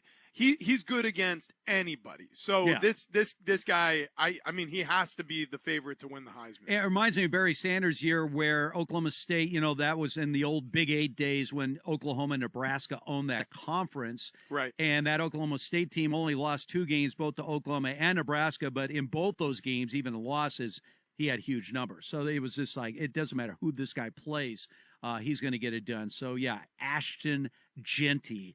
Boise State could well be on his way to winning the Heisman Trophy this year. Meanwhile, the Cardinals, right before the half, they were down 24-0 in this game to the Packers. They now have a 3rd and 6 at the Packer 20-yard line, so trying to get some points there to at least make it possible for a second-half comeback. I want to get back to this Patriots game for a second here, and Drake May just, boom, out of nowhere. Like they just, as soon as I started talking about their negative offensive stats, again, I can ignite anybody in literally a snap of a thing. There's 11 seconds left in the half, then boom, 40-yard touchdown pass. Yeah, that's right. I mean, just like that. I was like, okay, it had been a terrible first half, and Drake May makes that throw. And you know how it is, Rich.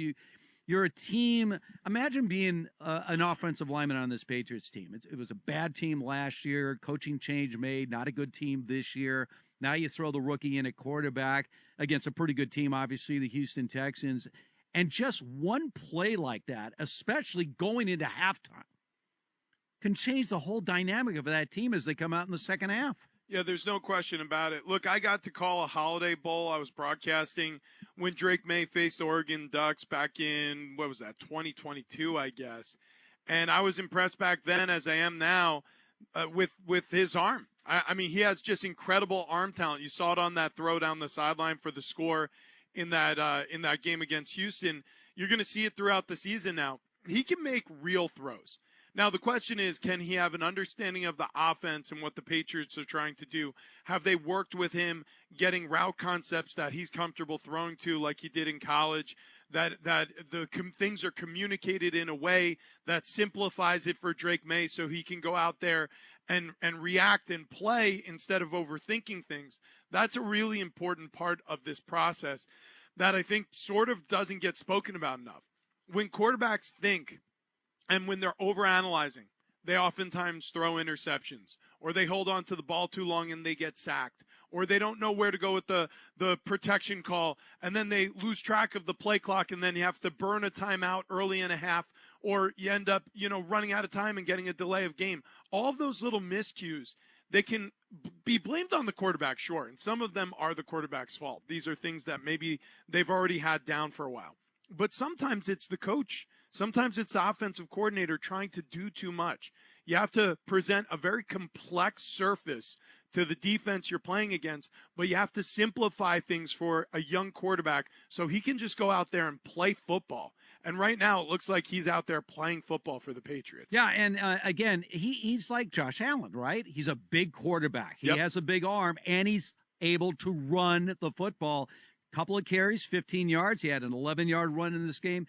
So he has those qualities as a quarterback. And if New England can fully, embrace all the things he can do on a football field, they could be a much better team. So his first half, thanks to the touchdown pass, pretty respectable. 8 of 14, 105 yards. He had an interception early, the touchdown late, 2 carries for 15 yards. Meanwhile, on the other side, C.J. Stroud, 11 of 17, only 104 yards passing, a couple of touchdowns, had an interception there. All right, I'm watching could this be the last half of coaching for Nick Sirianni with the Eagles right now? 10-10, they have just started the third quarter, and the Browns have the ball first, and they've already driven into Philadelphia territory. They have a 2nd and 4 right now at the Philly 32-yard line, and I just wonder, we just talked about how the Drake May touchdown pass before the half could, it's really ignite that locker room. How do you think the Eagles locker room was after the blocked field goal for a touchdown for the Browns? How'd that go? Yeah, exactly. And if you're Sirianni, what do you say? Things like that, they honestly have an enormous effect on a team, because we always talk about in squad meetings leading up to games and even on the sideline or pregame right before you go out there. Hey, listen, we're going to be tough here in the second quarter going in at halftime, especially when you're giving your opponent the ball. You want to score, you want to bracket the half with scores. This way you can have a 14-point swing in the middle of the game, and that's exactly what the Browns did, potentially as they're driving now with the ball starting the second half. And that's exactly what you're trying to prevent if you're the Philadelphia Eagles. Special teams let them down, leads to a score. The Browns absolutely needed that score because they've been listless offensively. And so you get on the board there, and if that ignites their offense enough, all of a sudden the Philadelphia Eagles are in a dogfight, and they have looked like they didn't get off the bus in the first half. All right, so the Browns are going to line up for a field goal right now. This is going to be a 52-yard field goal to try to give the Cleveland Browns the lead on the road against the Eagles, and the kick is no good. It is missed. So 10-10, it remains Eagles and Browns. All right, we roll on here. Second half's underway already around the NFL. 6 games to talk about. This is Red Zone Radio. Here we go. When it goes down in the NFL, it goes down here. Follow us on social media for all of it at Fox Sports Radio. Reactions. The Bears are afraid. Breakdowns. The system will be very similar to what he's running in Minnesota. Videos and more. That's big, bro. Yeah. At Fox Sports Radio. The success you've had in life matters. The late nights, the extra shifts, the moments you've stood up and said, I've got this. At University of Maryland Global Campus, we value your achievements because we're a school for real life. With UMGC, you can earn up to 90 credits toward a bachelor's for prior learning and life and work experience, or transfer up to 12 credits toward a master's. We offer scholarships, affordable tuition, and online and hybrid classes, all with the support you need from your first day to graduation day and beyond. As an accredited state university, we've been transforming lives for over 75 years. Choose from more than 135 undergraduate and graduate degrees and certificates and get ready to succeed again. Are you ready to take the next step in your life and education at University of Maryland Global Campus? Now is the perfect time with classes starting October 16th. Apply today and put your goals within reach. Learn more at umgc.edu. That's umgc.edu. Certified to operate in Virginia by Chev. Ask yourself this. Now, here's a taste of something that you missed from the Doug Gottlieb Show. Ready? I don't want to hear crapshoot. Because the only reason that the postseason is a crapshoot, because analytic teams are built for the 162. That's where their shtick plays. Over 162 games, the cream will rise to the top the way the team is built. In a best of 5 and a best of 7, it takes a different sort of team. Again, I actually think Michael's contradicting himself. Do I think that small market teams build themselves for the 162 with the use of analytics? Yes, but analytics does not stop at 162. It's generally what will happen more often than not. Right? More often than not. And it doesn't always work out that way. People don't understand probability. They don't, no one likes to do math. I guess whether it's geometry or algebra 2 or trig, it chases away from it. So I actually think that the analytical data, is there a place in sports for feel? Yeah. And playoffs are a place for feel.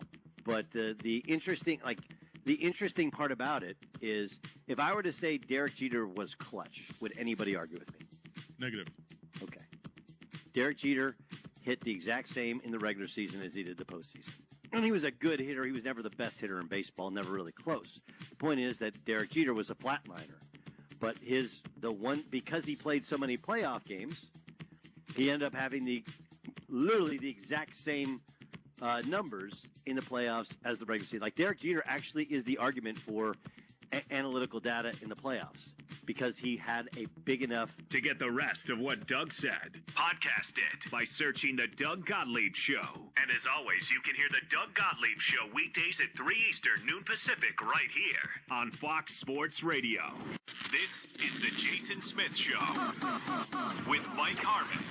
I am 100% positive that the Phillies should be broken up and all the All-Stars get rid of everybody. Really? When the fans and the media are more upset about the Phillies losing to the Mets than the players are, it's time for change. But isn't that it's usually time for change, but man. usually, No. That's usually the Here's case. why. Though. No, here's why. Because to a man, all the stuff they have said, I wonder, do you understand you're not getting closer to the World Series? You understand what just happened to you guys? Like, when I see Rob Thompson, the manager, say, oh, you know what? They played well. They beat us in a short series. Oh, I'm sorry. Was this a special year where you have to play a short series to move on to the... Oh, no, that's how you do it in baseball. You have to win the LDS to get there. Like, oh, they beat us in a short series. Like, this was a fluke, and that's not on the schedule anymore. You're listening to Jason Smith with Mike Harmon. Weeknights at 10 p.m. Eastern, 7 p.m. Pacific on Fox Sports Radio. This is The Herd. Wow. With Colin Cowherd. Seattle right now is a team that currently doesn't do a lot well. They have a great running back but can't run the ball. They have a defensive head coach but can't really stop many teams. And they have a veteran quarterback, Geno Smith, who makes rookie quarterback mistakes. San Francisco does a lot of things very, very well, but they are judged differently. They scored 36 points last night. I walk into the staff meeting this morning. It's like, well, I mean, Debo blew. Yeah, there's a blown coverage. Or, I mean, a fourth quarter pick by Geno got him off the hook. Well, let's be honest. They have a higher standard than almost everybody in the league, not named the Kansas City Chiefs. And you can feel that pressure weekly on Kyle Shanahan and on Brock Purdy. And on both. This is The Herd with Colin Cowherd. Wow. Weekdays at noon Eastern, 9 a.m. Pacific. Fox Sports Radio. Here we go. So how do you like it? The question is this. You like it like this? Wait a minute. This is the NBA. Or like this? Baseball tends to be, of all our sports, very much steeped in tradition. And what about this? Basically, the NFL has found ways to make money off of everything. Like it a lot. Whatever it is that you like, we've got it covered. Yeah. It's sports the way you like it on Fox Sports Radio. Yeah. The most fearless voice in sports is on FS1. The one and only Colin Cowherd is bold, unique, and outspoken. Wow. You can see him on The Herd, weekdays at noon Eastern on FS1 in the Fox Sports app.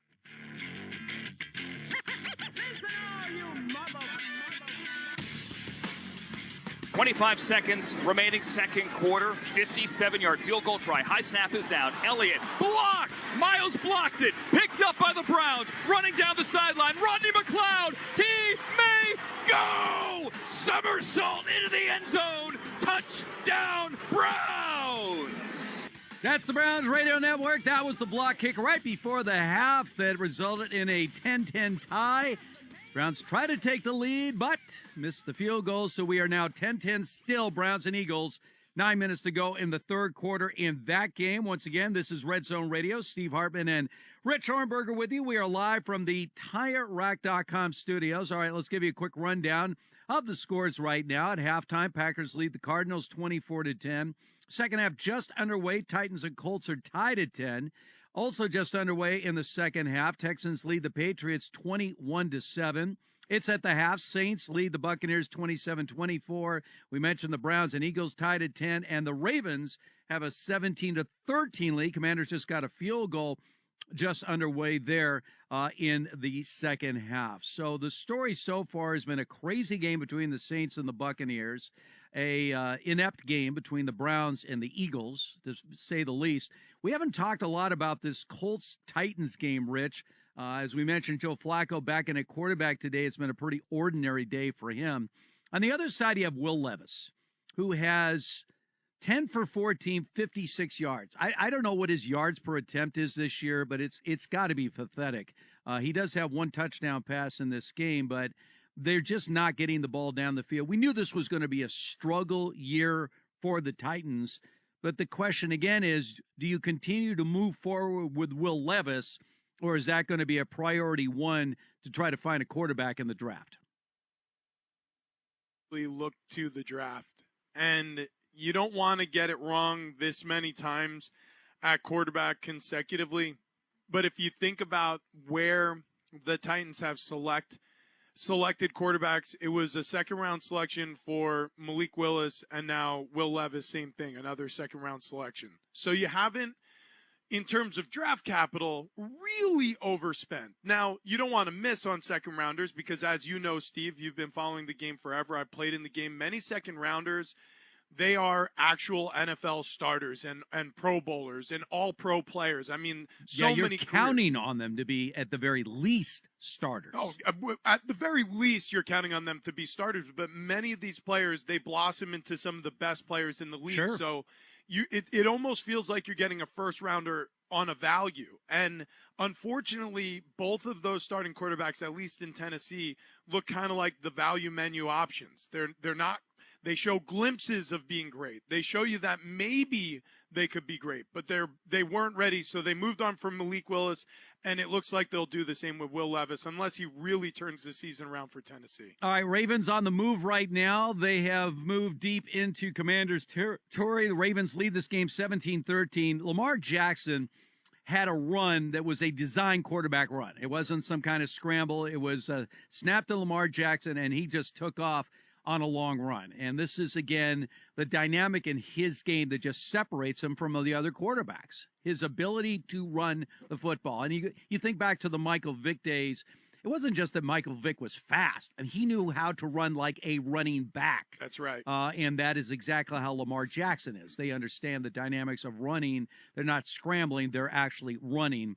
And what a bonus that is to any kind of offense. So the Ravens now a 2nd and 8 at the Washington 9-yard line. Yeah, when you have a mobile quarterback who knows how to make tacklers miss in the open field, what you have is a whole nother dimension that defenses need to worry about. So you can't rush the way you like to rush. You can't blitz the way you like to blitz, because if you leave your defensive man coverage all day long, what happens? Well, as soon as the mobile quarterback like Lamar Jackson, who can break tackles, breaks contain, his eyes are downfield. And if you have one man coverage player slip up or lose track of his receiver, you're talking about an explosive play downfield.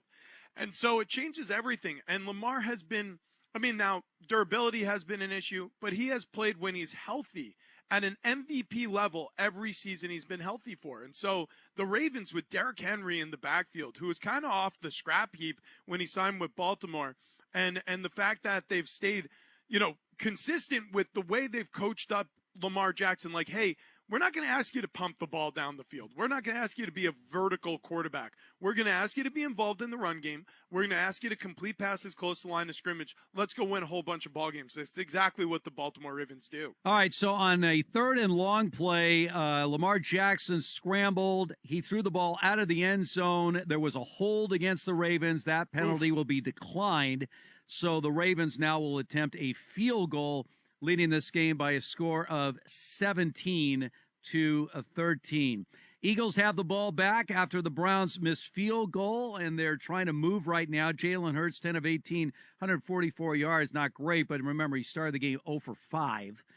So at least they're showing some light there. And we failed to mention, after the Patriots got that touchdown to cut the halftime lead of 14-7 against the Texans came back at the start of the 3rd quarter, and they got the score on the, what was that play? What happened was the Patriots fumbled the ball. Yeah. And then the Texans got the touchdown, And that was, I forget the play here. What is it there?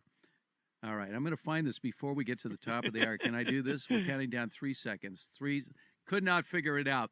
Texans lead that game 21-7 at the third quarter. There it is, Stephon Diggs.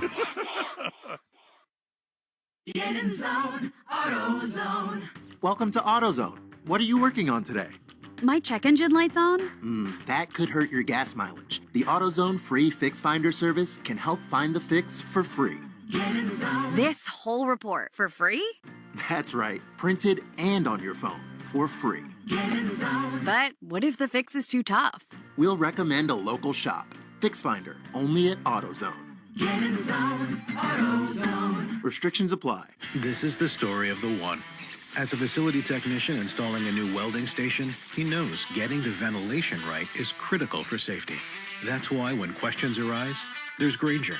Grainger offers detailed technical product information online at his fingertips, so it's easy to find what he needs. Because when it comes to safety, having answers means he and his people can breathe a little easier. Call, click Grainger.com, or just stop by. Grainger, for the ones who get it done. To find FS1 on your television, go to foxsports.com for details. Go! Check them out. FS1. Check them out. FS1. This is the big time. You must have been busy, but The Odd Couple with Rob Parker and Calvin Washington. Here we go. We're breaking this down. What the Jets, to me, are doing is trying to save the season. When you're not playing well, nobody's safe. Aaron Rodgers can't save an offensive coordinator where you're not scoring and you're not moving the football and you're not producing. I just don't. Nobody can go in and say, what do they say? The NFL stands for not for long. Yeah, they do right? say that. Because it's a production-based business. I say it all the time on this show. Sports has a short menu, Kelvin. Wins and losses. You can sit here and talk about, if we only had this and that ball didn't go through his legs. And all that sounds good and nice. It's about production. Did you win? Did you lose? If you didn't win enough, guess what? You're going to be out of a job. It's just that simple. Nobody is saved unless you have a track record, unless you got equity because you won 2 Super Bowls before, or you did. When you haven't done any of that, you don't have any sweat equity. You don't have any reason for people to go, well, you know what? He did win a Super Bowl before, so I'm going to give him the benefit of the doubt. Well, and that's what I think what happened in this case. Yeah, so I don't have a lot different viewpoint, except for I will say this. So Jeff Ulbrich, who is now the interim head coach, I will add this for me, Rob. I think To get the rest of what The Odd Couple said, podcast it by searching Odd Couple. And as always, you can listen to The Odd Couple with Rob Parker and Kelvin Washington. Weekdays at 7 p.m. Eastern, 4 p.m. Pacific, right here on Fox Sports Radio. Right now, the Dan Patrick Show. Dan Patrick. You do have the Vikings. I don't know if everybody's in on the Vikings. It's like, yeah, nice story, but they're playing pretty well. That defense is awesome. And got a great head coach, young coach. And you're in a tough division because everybody has a winning record here. The Lions, to me, are probably the best team still in the NFC. I mean, I have them winning the Super Bowl. They are a great offensive team, and the defense has been a little suspect this year. But you start to, we're in the middle of October. We should have a pretty good handle on teams. I don't have a handle on the Commanders. I did like them an awful lot to start the year.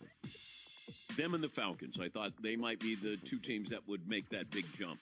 And so far, both teams are legitimate. The Dan Patrick Show. Dan and the Danettes and you. Weekdays, 9 a.m. Eastern, 6 Pacific on Fox Sports Radio. Let's make the complicated simple. Colin Cowherd. Are you ready? Colin Cowherd. Well, you know how this works, right? The most interesting man in sports. We're confusing interesting with great. Because when he's right, he's right. A sports and entertainment prodigy. And when he's wrong, he's also right. New information equals new opinion. It's The Herd with Colin Cowherd.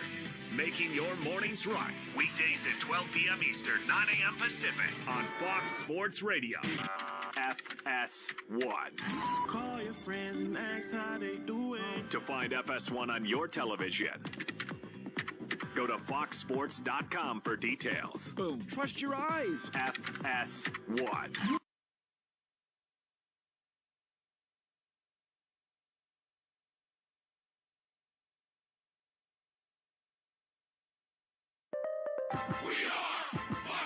And here's what you need to know. Not a bad first game for rookie Spencer Rattler. Saints have the football at the 10.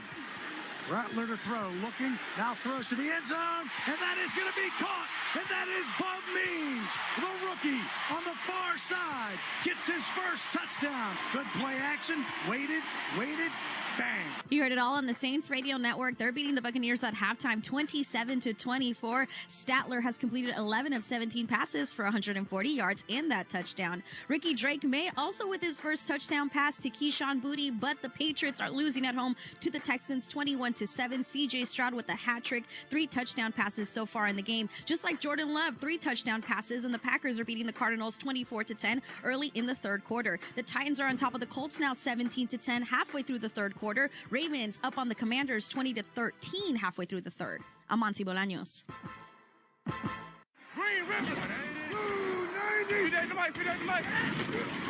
This is Fox Sports Red Zone Radio. The play. How about that second effort to get in the end zone? The hit. Your team, your game. You got the pads on there. It's all broken down right here. Fox Sports Red Zone Radio is now live from the TireRack.com studios of Fox Sports Radio. Here's Steve Hartman and 6-year NFL veteran Rich Ornberger. Levis, delay handoff. Pollard to the 20. Pollard to the 15. Pollard to the 10. Pollard to the 5. Pollard to the end zone. Touchdown Titans on 3rd and 19. Tony Pollard gets it all and then some. That's WGFX 104.5 Titans Radio Network. Titans take the lead over the Colts 17-10. Inside 6 minutes to go in the third quarter of that game. This is Red Zone Radio. Steve Hartman, Rich Ornberger. We are broadcasting live from the TireRack.com studios. TireRack.com. We're going to help get you there. An unmatched selection, fast free shipping, free road hazard protection, over 10,000 recommended installers. TireRack.com, the way tire buying should be. All right, we'll get you updated on all the scores going on with the 6 games going on right now. Coming up a little bit later on, the Atlanta Falcons sitting at 3-2. Kirk Cousins playing well on the road against, well, a Carolina Panthers team that's just trying to find their way. And on the call is a man that, Rich, I share memories with going back to the 1980s when you were born, okay? This is how that my former partner in crime here at Fox Sports Radio, the great Chris Myers, is joining us right now. Chris, how are you today, man? I'm good, and it's good to be on with you. Yes, we worked together at Rich. We still survived, still going strong. Yes, back when Chris came out to the West Coast, and I was still working with the L.A. Raiders. That's how far back it goes with Myers and Hartman. But, Chris, let's talk about this game and start with this Panthers team. You know, the knock defenders of Bryce Young, and both Rich and I really were trying to defend Bryce Young, was that he didn't have a lot of talent around him. And then all of a sudden Andy Dalton gets inserted, and their offense looked very, very different. So what's the mood right now around this Panthers organization? Well, they're still trying to figure out the quarterback situation, which is sad because you invested so much in Bryce Young, and with a head coaching change, so an offensive philosophy change. He had already been through 3 different offenses coming into this year with the coaching change last year when Frank Reich was fired and brought in to build him up. So Dalton gave him the best chance to win. That's a cliche, but I think that the other players on the team got tired of busting their butts on defense and running routes on offense, and having a quarterback, again, not all his fault, but not deliver the ball or turn it over and put him in a hole. So at 1-4, they are playing to try to stay in games and be competitive, but they still haven't decided, is Bryce Young their quarterback of the future? We know Andy Dalton is not, but in the meantime, he's just trying to help them hang in there in the NFC South, in a division that Atlanta's obviously watching that crazy New Orleans-Tampa game, because they came into the day as the leaders in the division and hope to stay there with a win here on the road. Yeah, Atlanta with 2 straight wins against NFC South foes, looking for their 3rd straight against Carolina today. Both of those games, though, Chris, really tight. How has Atlanta been able to win in crunch time? What's the ethos there? Yeah, well, I think it's Kirk Cousins and having just what we talked about with Carolina, and you notice teams that don't have a veteran quarterback who's been there and experienced, who know how to win close games. In fact, the Falcons, every game this year, all 5 have been one-score games, and the Pittsburgh loss seems like years ago, and their offense has really grown a lot in that time, especially in the back-to-back games. And Cousins coming off that 500-yard passing performance, so they feel like their offense is gelling together now with the talent they have. They can run the ball a little bit more efficiently. In fact, you could make an argument, Rich, that this offense potentially could be one of the best in the NFC if all of the working parts, with Mooney and Drake London coming off a career best game, Cousins at the controls, again, something they haven't had since Matt Ryan retired. I know a lot of people were shocked when Raheem Morris and not Bill Belichick got that job in Atlanta. Chris, Raheem Morris, obviously, from his first head coaching run with Tampa Bay back in the day. Give us a little sense of how he was then and how he is now, and how maybe he is, evolved as a head coach to get the Falcons off to this winning start. Yeah, Steve, and he has evolved, and he'll admit it to you. When he ran the Bucs, and it was a takeover post Gruden, and he was young and maybe not as disciplined himself or with his team, and grew from that. And I think an advantage, he'll say, is he's coached since on both sides of the ball. He's been a defensive coordinator with the Rams. He was a receivers coach in Atlanta in between. In fact, he was an interim head coach for Atlanta when they had a coaching change before they hired Arthur Smith, and thought he might get the job then. So they remember him and bringing him back, and they wanted somebody that fit into the organization, that was a likable guy, but an experienced guy, and Raheem brought all of that. He really relates well to his players. I guess the one thing is he too nice? Can he be tough when he needs to be? Well, that's what assistant coaches are for. And he brought a lot of familiar faces, especially on offense, with Zach Robinson from the Sean McVay offense, and that's the kind of offense that they want to run, which makes Kirk Cousins happy. And Raheem, at his heart, is more of a defensive guy, but he certainly is well appreciated. And I think with the talent they have on this team, now the defense hasn't played its best, especially up front. They got to stop the run. They're giving up 140 yards a game, and he's admitted that. He said that's something we're gonna have to work on. But Jesse Bates in the secondary are solid, and I think Raheem's been really a good situation and very popular among Atlanta fans so far, and ownership as well. The 1-4 Carolina Panthers will be hosting the Atlanta Falcons later on Fox. Chris Myers joining us. He'll be on the call for the game. You mentioned that Morris has this upbeat personality, super positive. Dave Canales kind of labeled the same way, super upbeat guy, trying to keep this team afloat after a 2-win season last year, only 1 win to speak of this year. Do you think it's working with Canales in Carolina? Well, it's too early to judge, but it isn't working because of the way the quarterback situation is handled. And what's unknown is whether that was all his call or ownership said, let's get Dalton out there so that we don't embarrass ourselves. And where are we going with Bryce Young? I mean, can he develop with that investment, or do we really need to move on from that? But Canales, you're around him and you spend time. This was a rapid rise for him, Rich. It was a little bit of a surprise, all those years kind of in the shadows as an assistant. Just 1 year, finally late in his career, he gets an OC chance. Offensive coordinator with Tampa and Baker Mayfield, they hit it off, and then all of a sudden he's a head coach at a place where some people didn't want to take the job in Carolina for various reasons. So he's still positive, but that can only last so long if you don't produce wins, regardless of who your quarterback is or how positive you want to be. When you are the loser of the magnitude the Panthers have become under the ownership of David Tepper, obviously he's been savaged ever since he took over ownership. I don't know much about Tepper other than obviously he has a huge bank account. He seems rather impulsive considering there have had 6 head coaches under his regime. Does there seem to be a group around him of advisors? Are they just yes people? Does he have anybody that can basically say, look, we got to give this Canales guy an opportunity.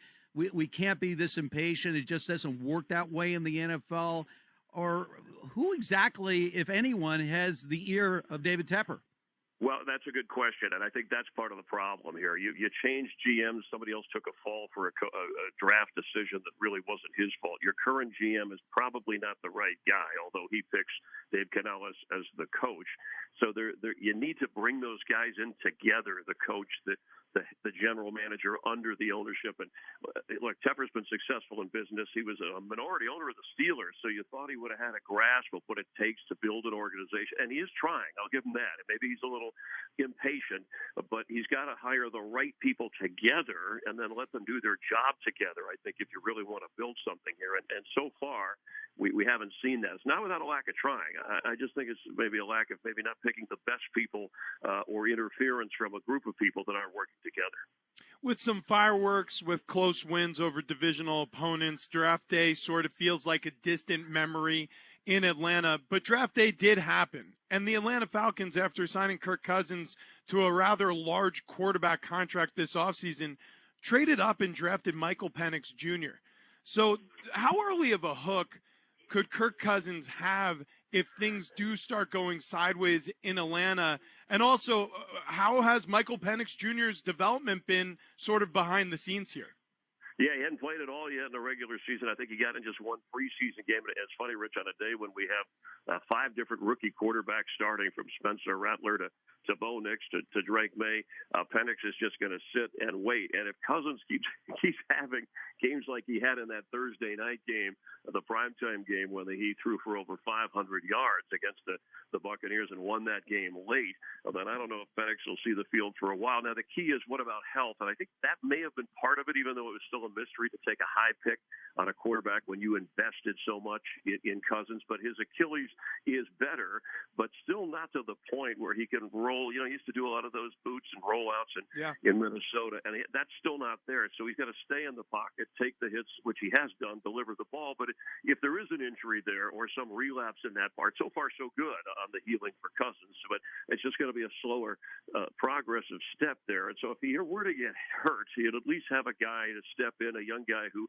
is learning the right kinds of things from a true professional. But Kirk Cousins is a big hit in Atlanta, especially in the last 2 games, and that's where they feel like their offense is coming together with him. But still, some would say, hey, you could have used that 10th pick instead of a quarterback for the future on a big defensive star and a pass rusher, which really Atlanta needs. They only have 5 sacks this year, which is the fewest in the NFL. All right, it'll be the Falcons on the road against the Panthers. Big game there in the NFC South. And thinking back, Chris, our first meeting all those years ago, and Rich was in the playpen sitting in the same room. It was unreal that we were all, the first time we were all there together at that time. But Chris, always great to talk to you. All the best to you and your family. And we'll talk again down the road. As I always say, I tried cryogenics, to freeze my look. They froze my career instead. So I don't know what it is. I know the feeling. Great talking to you guys. All right, there he is, the great Chris Myers. All right, coming up on the other side, we'll get you updated on the 6 games going on around the NFL right now. By the way, we're going to the 4th quarter. Colts trailing the Titans 17-10. Have a 4th and goal at the Tennessee 4. You can tell we got some exciting finishes coming up. Keep it here. This is Red Zone Radio. Hey, rookie!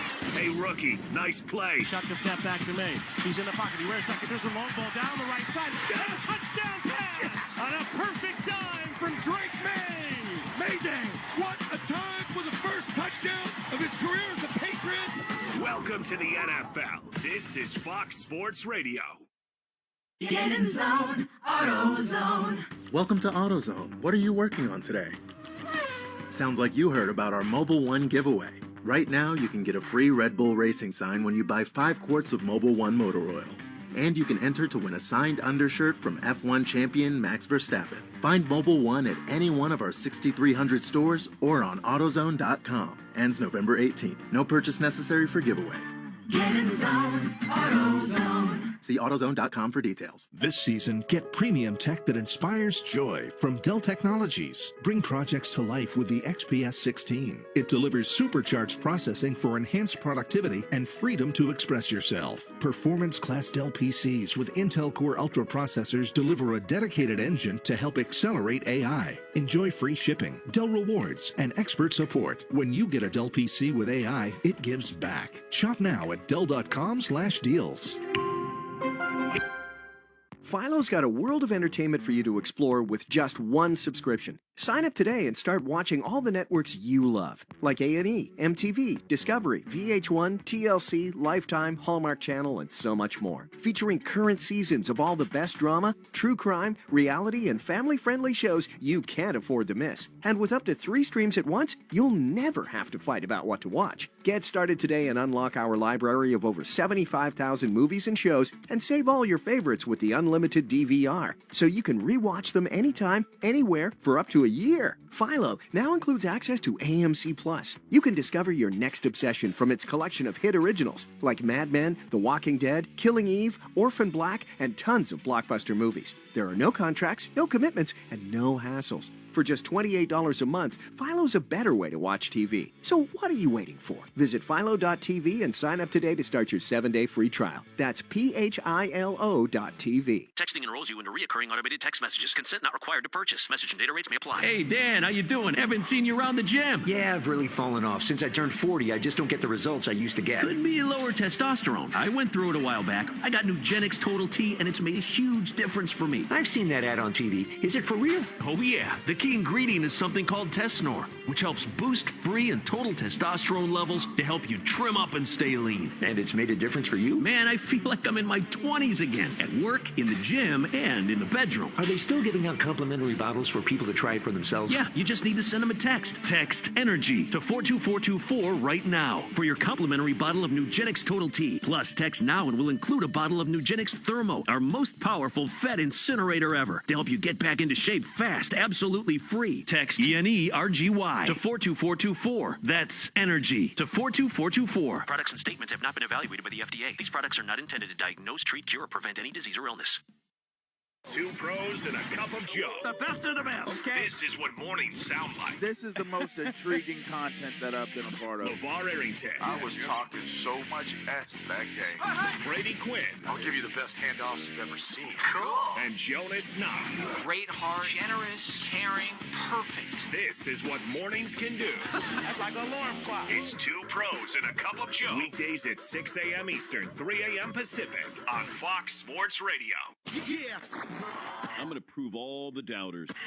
When Dan Patrick speaks, you better stop and listen. This is the Dan Patrick Show.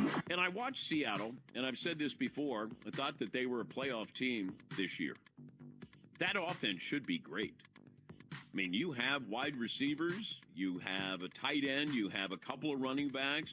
Geno Smith is capable of playing good football, but it's not there. And I thought it was going to be there. They had that great, September. They were like the Saints. Like, okay, all right. Nobody's saying anything nice about the Saints now, although they are starting Spencer Rattler. Rookie Spencer Rattler. He had a few stops along the way. I remember when he was in high school in Arizona.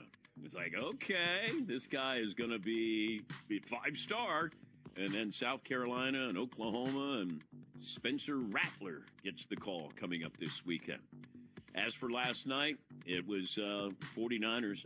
And although Seattle did come back to make it interesting, but still, the Niners and probably getting Christian McCaffrey back next week, or at least there is speculation that he'll be back next week.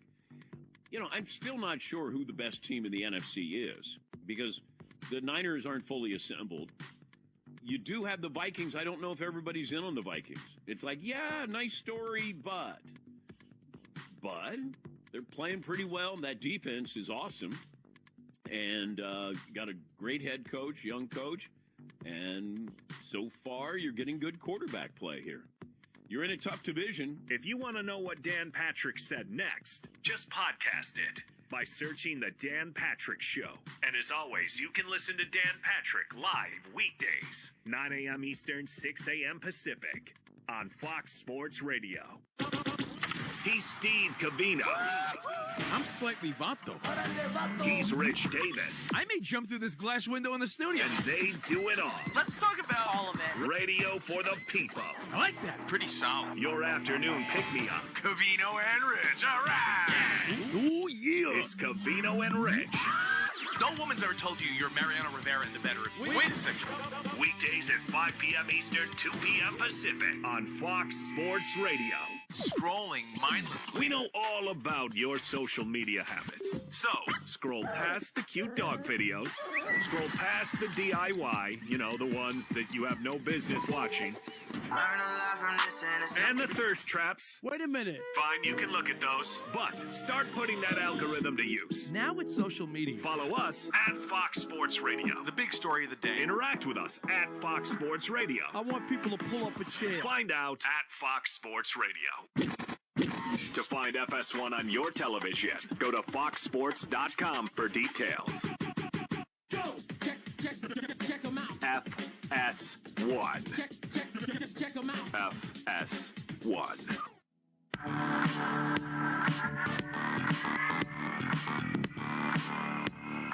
Henry alone in the backfield. He'll get the carry up the middle. Big hole. Touchdown for the King.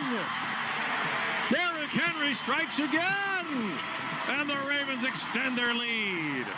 That's 98 Rock Ravens Radio Network. Derrick Henry, couple of touchdowns today, 76 yards on the ground. Ravens lead the Commanders 27-13. Start of the fourth quarter. Commanders now with a 2nd 10 at the Ravens 13-yard line. So I mentioned earlier, I don't know why I always do this. A 3-3 game, where's all those points? And now they're rolling to an obvious. This is why there are certain people that are odds makers. And they're very wealthy people because they actually know what they're doing. Right. And why I don't gamble any of my money because I understand I have absolutely no idea what I'm talking about. All right, once again, this is Red Zone Radio. Steve Hartman and Rich Arnberger with you live from the TireRack.com studios. Again, Rich, just quickly, a rundown of the scores right now. Packers lead the Cardinals 31-13. 3 minutes to go in the third quarter there. Titans over the Colts 17-13. We've got 13 minutes to go in the fourth. Minute to go in the third quarter, and the Patriots have scored. They still trail the Texans by a score of 27-14. Second half quiet so far in this shootout game of the first half between the Saints and the Bucs. Still 27-24, 8 minutes to go in the third there. Eagles and Browns are tied at 13, 9.5 minutes to go in the fourth quarter. And as I mentioned, the Commanders now with a 3rd and 10 at the Baltimore 13-yard line, trailing the Ravens by a score of 27-13. That game actually is sort of playing out the way I thought. Lamar Jackson's had a big day, 17-23, 279 yards through the air. I knew the Ravens were going to score. And the question was, Jaden Daniels, this is the biggest test that he has had yet, on the road against the Ravens. And he hasn't been terrible. It's just that, his team, the Commanders, I mean, when this is all said and done, assuming that the Ravens can hang on here, when you look at the NFC East, obviously we'll have the Cowboys later on hosting the Detroit Lions. You have the Giants, and obviously we have the Eagles right now in this tie against the Browns. Where do you think the Commanders fit right now in terms of who could come out on top when it's all said and done in the NFC East? I think the Commanders could win the division. I really honestly do. I think that what we've seen from Dallas has been a little inconsistent, and we'll see them against a very good NFC competitor tonight, very similar to the Commanders facing an AFC competitor tonight.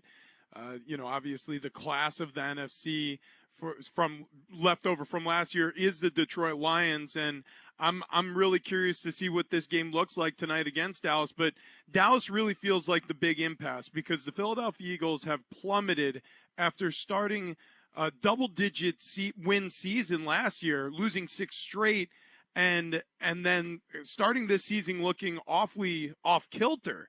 And so the Commanders, I mean, everything's in front of them. You have a talented rookie quarterback. You have weapons around him offensively, a strong running game, a defense against the Baltimore Ravens. They're getting their flaws exposed. That can't stop the run, but they've been opportunistic in other games.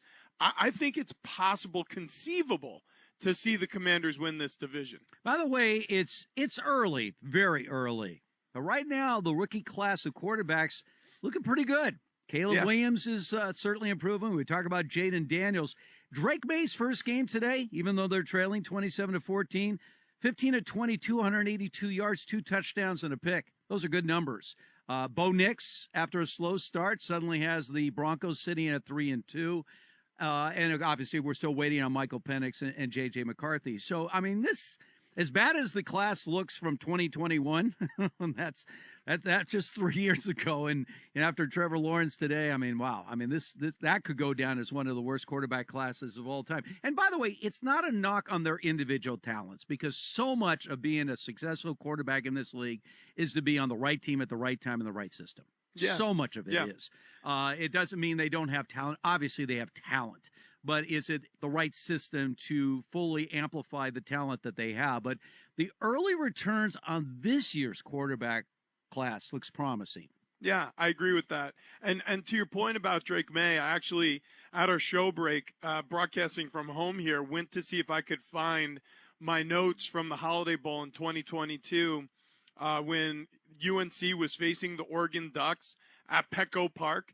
And I found my notes. And one of the things I wrote down during the game about Drake May that I noticed, because you can see things on film, but the film copy, you're looking at plays. You're not looking at the whole environment. You're not seeing every moment on the field. And what I wrote down in game about Drake May is he plays football like he hates to lose. There are certain quarterbacks who go out there and you know that it's important to them, but they don't seem all that bothered when a play doesn't go their way.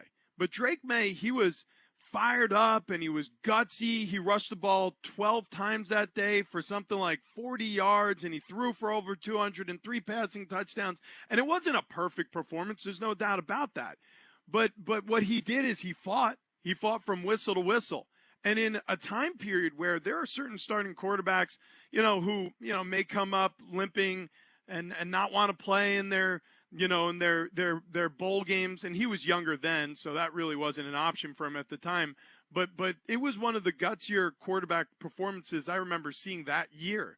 And so Drake May, what the Patriots got in the third overall draft pick, is a guy who's going to fiercely compete, and he's going to try hard to get better at this level. All right, couple touchdowns just put on the board. The Tampa Bay Buccaneers have retaken the lead, 31-27 over the Saints. Second touchdown pass from Baker Mayfield to Chris Godwin. Mayfield, 3 touchdowns, 3 interceptions on the day. And Devontae Smith, I guess the Browns decided that Devontae Smith should not be covered. He was wide open and walks into the end zone, giving the Eagles the lead in their game against the Browns. I was watching Bo, who used to be an Eagles fan. He's still holding out hope. Maybe the Eagles will be worth rooting for down the road. No, the important thing on that drive was that A.J. Brown went over his 71.5 receiving yards. Wow.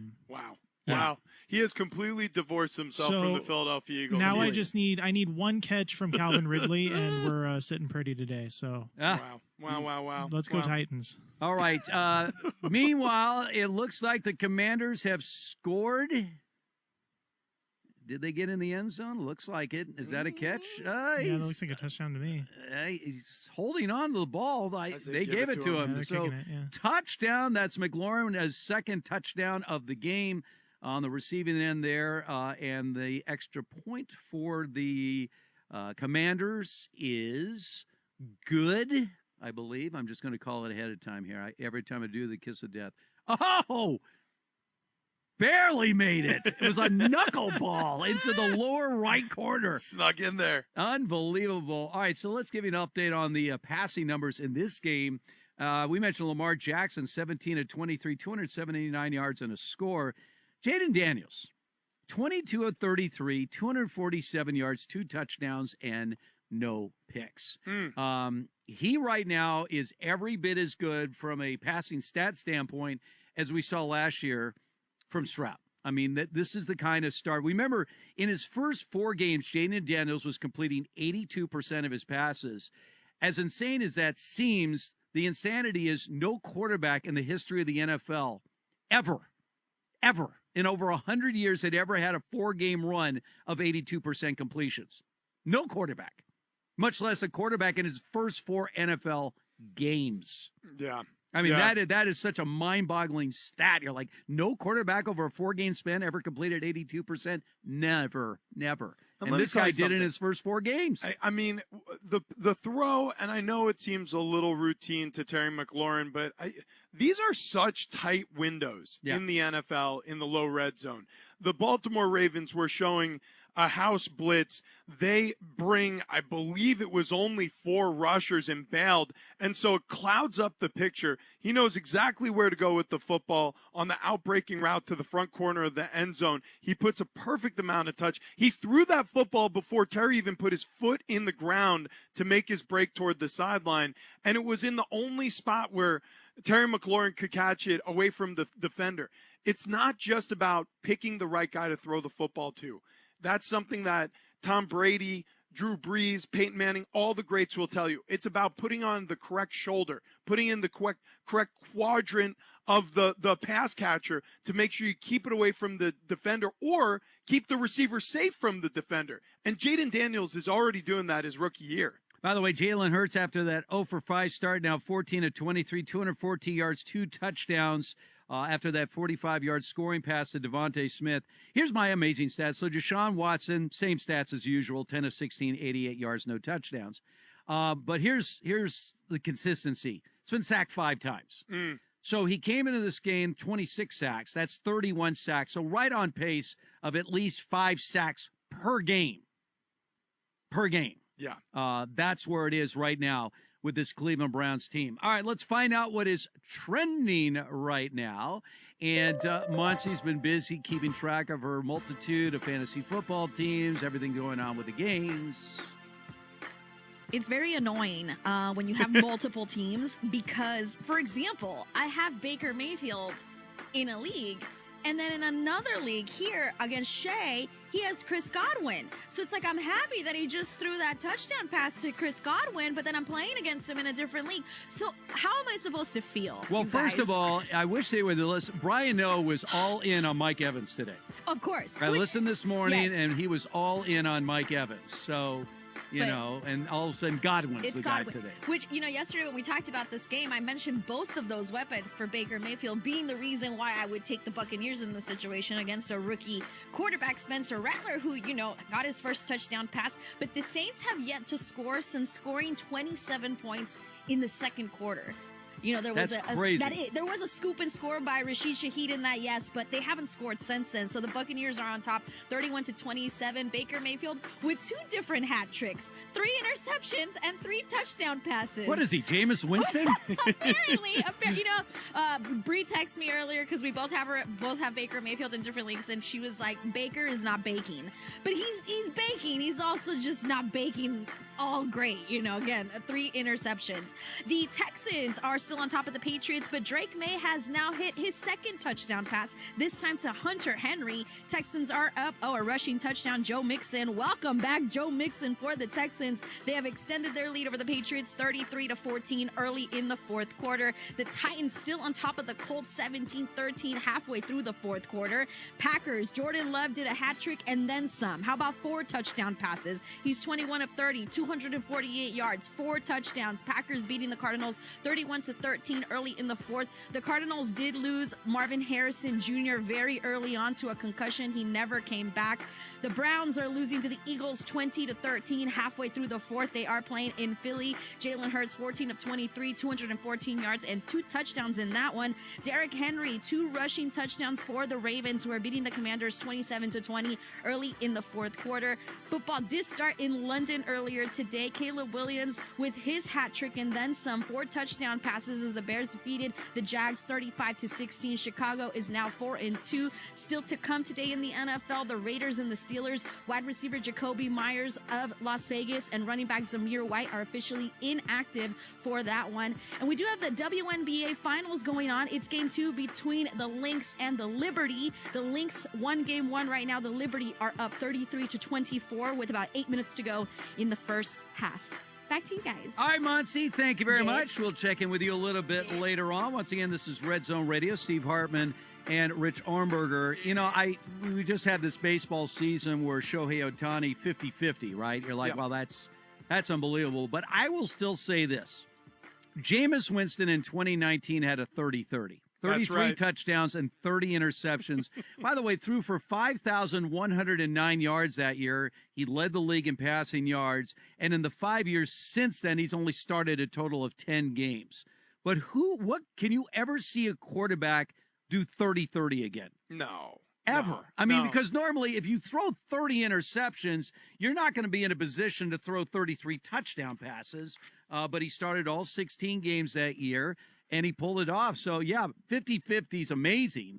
But I'd say that 30-30 of Jameis Winston holds up over the test of time. I agree with you. 100%. There's no way that'll ever be beaten. So just like Shohei Ohtani, a generational talent, earning some generational statistics years ago as a starter in Tampa Bay. Oh, by the way, he also had more pick sixes in that season than any quarterback in the history of the NFL. Well, listen, he will forever. I was like the hat trick right there. He will forever be emblazoned in the annals of NFL history. So there it is. Well, is he going to get another opportunity to start? As I mentioned, in the last 5 years with the Saints, now with the Browns, he's only started 10 games in the last 5 years combined.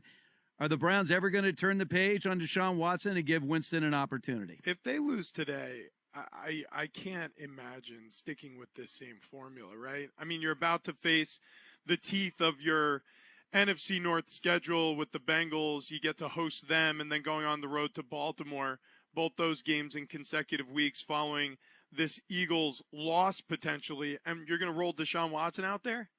I mean, like you said, Kevin Stefanski won Coach of the Year last year, largely because in spite of all the changes at quarterback, he was still able to get the job done. Yep. So he may need to have a replay of last season, moving on from Deshaun, if he could get ownership or the front office to agree it's what's best for the football team. And next in is Jameis. We'll see how that goes. You just mentioned his last year as a full-time starting quarterback was it had its highs and its lows, so maybe if he can be a little more careful with the football, it'll be better. But right now, if you're asking me, just based on the current quarterbacks they have to select from this season, who's the best option? I would say Jameis Winston, because it is not working with Deshaun. Well, it's working on this drive right now, though. So the Eagles, after getting the touchdown from Jalen Hurts to Devontae Smith, their defense, which really is held completely in check. Cleveland's only score was on a blocked field goal run for a touchdown. Bo, I'm watching this Eagles defense suddenly wilt under the pressure of the passing game led by Deshaun Watson. It was 1st and 25. Look at this. Right Second half, Deshaun Watson is 10 for 10 passing for 118 yards. This is reminiscent of his last half of last year, where he had a perfect second half, led a Browns comeback, and then after a game that it was announced he was out for the season. So right now the Browns have a second and goal. So, I'm watching Stefanski working it on the sidelines right now. I mean, I like him. I think he's a hell of a coach.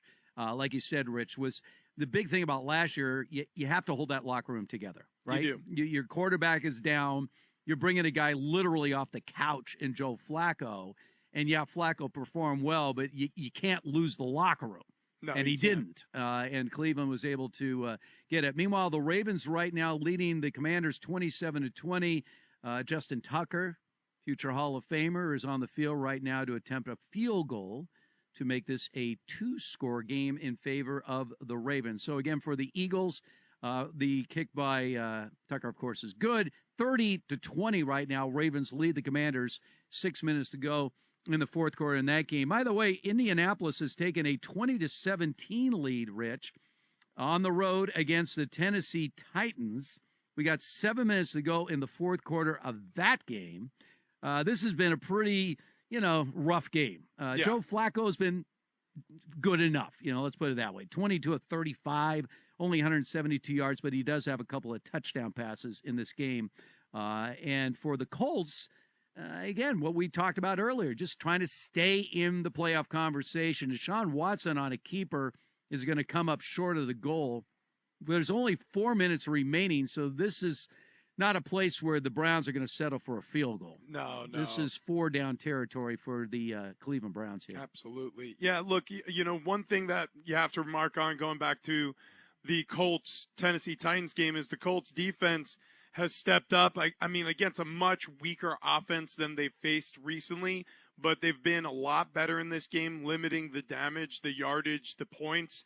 And also, Joe Flacco, this offense has been really, really consistently converting third downs. Another good performance on that very important down of football. 7 of 12 so far today for the Colts against the Tennessee Titans, 3 of 9. So Will Levis not getting it done in that statistical category. Overall, pretty even day, though, from the lookout. Yeah, some of the better days today, certainly Jordan Love has had a day, 21 of 30, 248 yards, 4 touchdown passes. Wow. As the Packers fully in command against the Cardinals by a score of 31-13. So it only made sense that Jordan Love looked a little rusty coming back.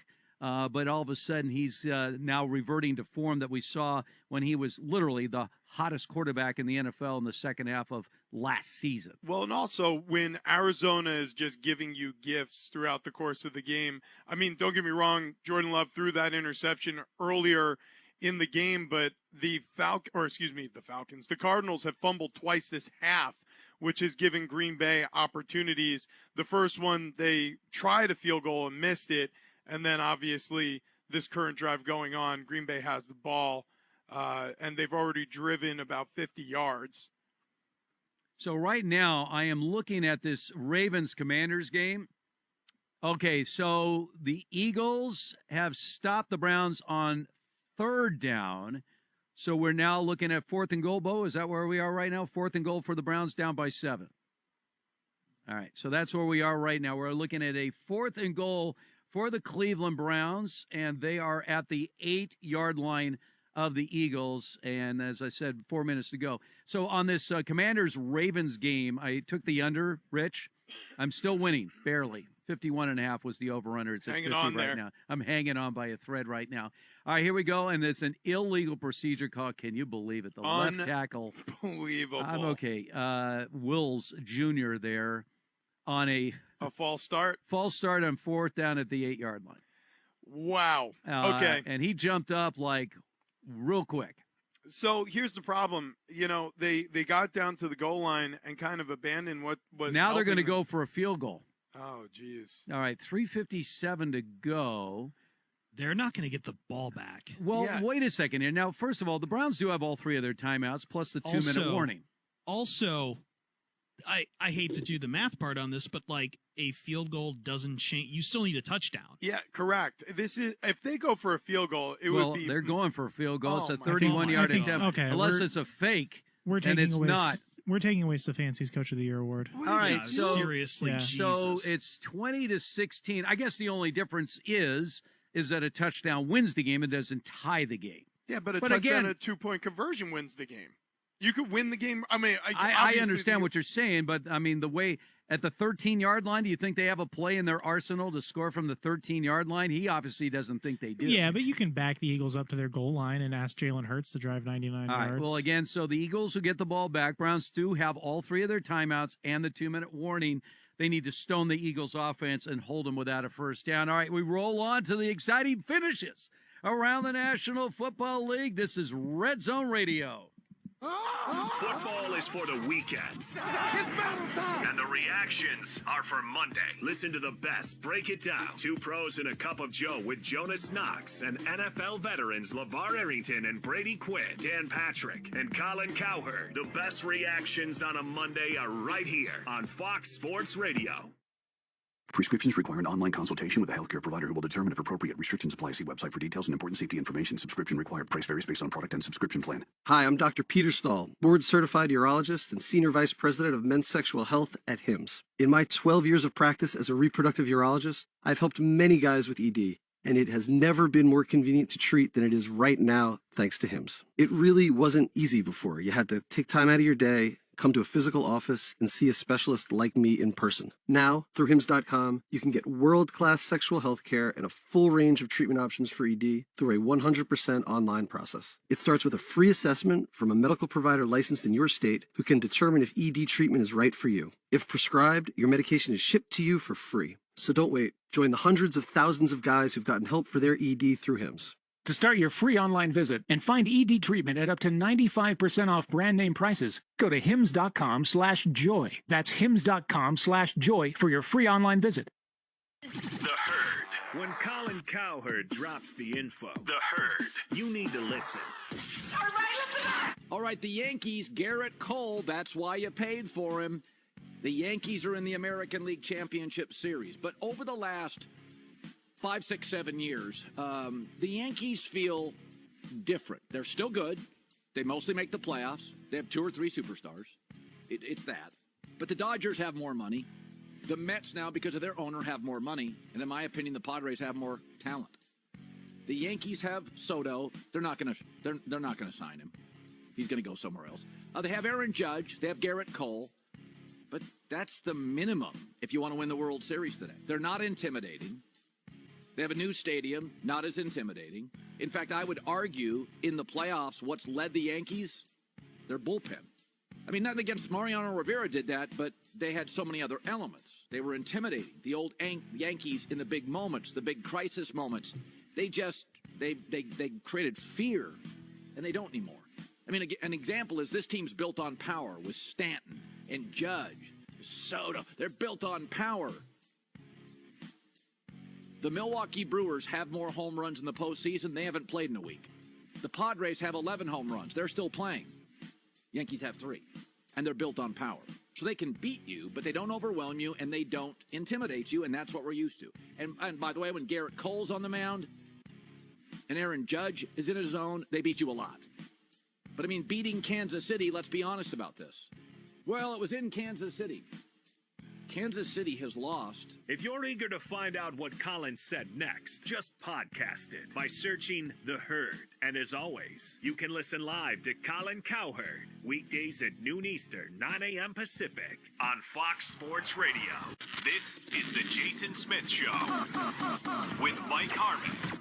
I am 100% positive that the Phillies should be broken up and all the All-Stars get rid of everybody. Really? When the fans and the media are more upset about the Phillies losing to the Mets than the players are, it's time for change. But isn't that it's usually time for change, but man? usually, No. That's usually the Here's case. why. Though. No, here's why.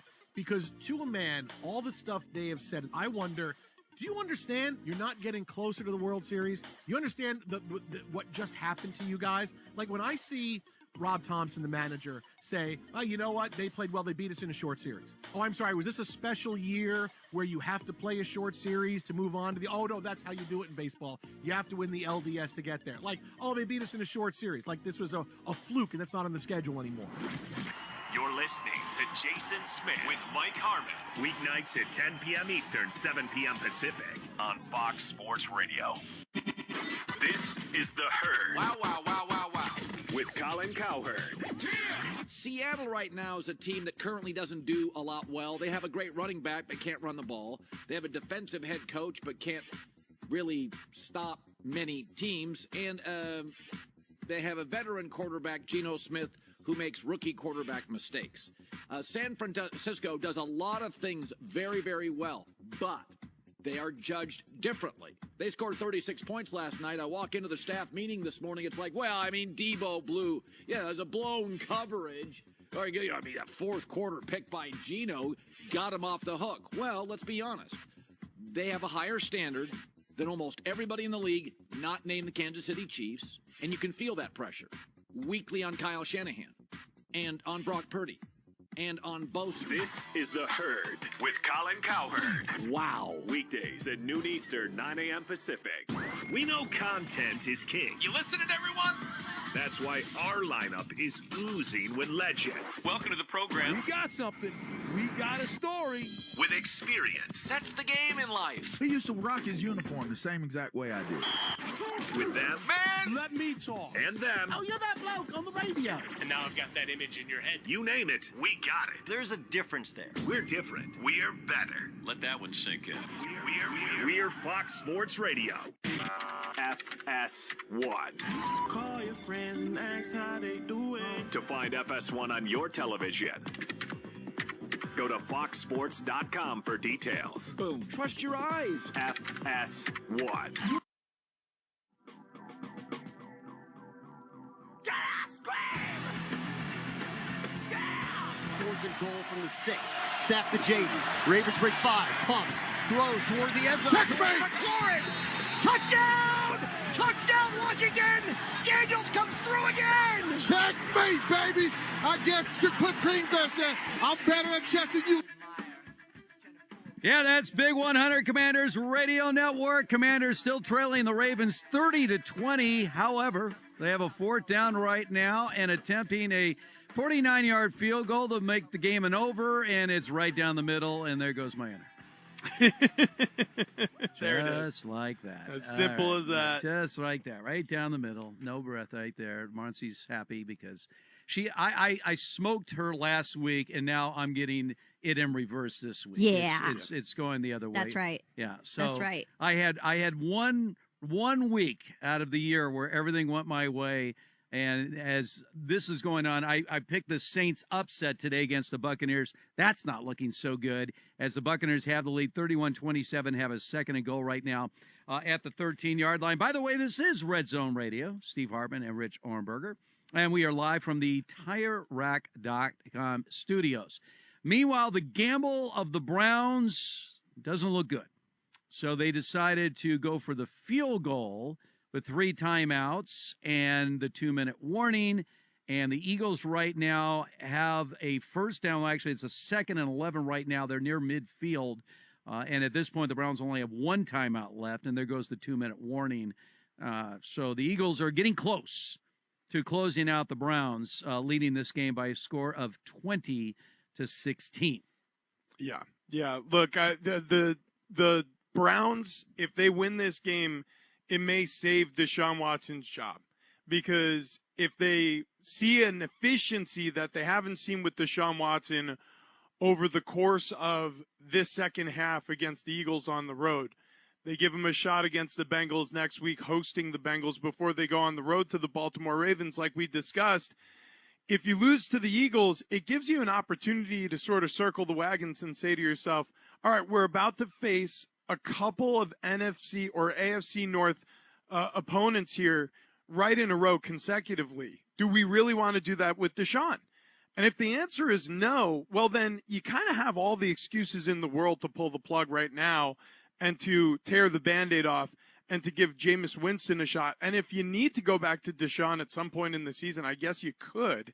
But right now, the way he's playing, he may be saving his job, or saving at very least his starting role on this offense, with the way he's putting together a second half against the Eagles. All right, we have just seen Baker Mayfield throw its 4th touchdown pass of the game, extending the Buccaneers' lead. Kate Otten right there with the reception there. And so the Buccaneers, waiting on the extra point, have a 37-27 lead on the road against the Saints. Strange game where the Saints scored all 27 of their points in the second quarter. Have you ever seen this is their scoring so far? 0-27-0-0. Yeah. That is the line on the Saints scoring in this game. I don't know if that's ever happened before. I have a question for you guys, and maybe you can help me. Is there any way possible that we can take one of the 100+ yards that A.J. Brown has and just give it to Calvin Ridley?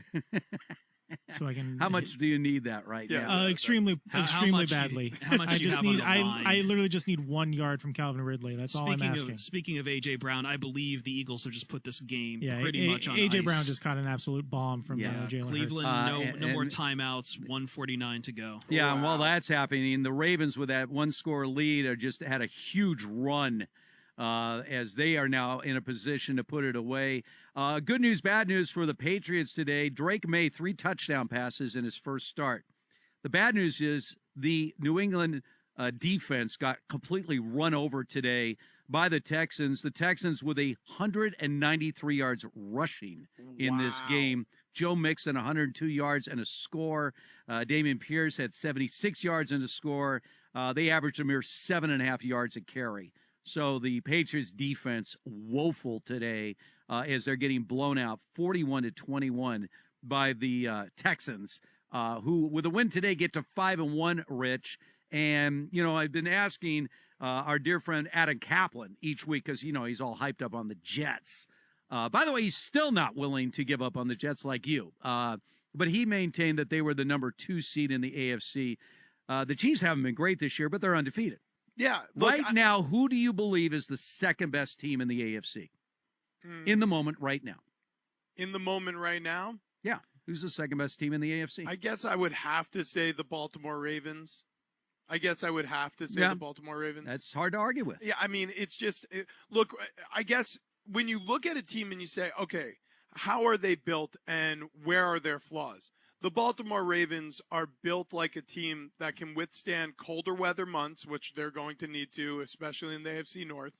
But this is a team that's also built the right way in terms of surviving some of the bad weather games. They love to run the football. They love to play great defense, and their special teams are good, and that gives you extra opportunities. So right now, in fact, the truth is, record-wise, the Chiefs are the best team in the AFC.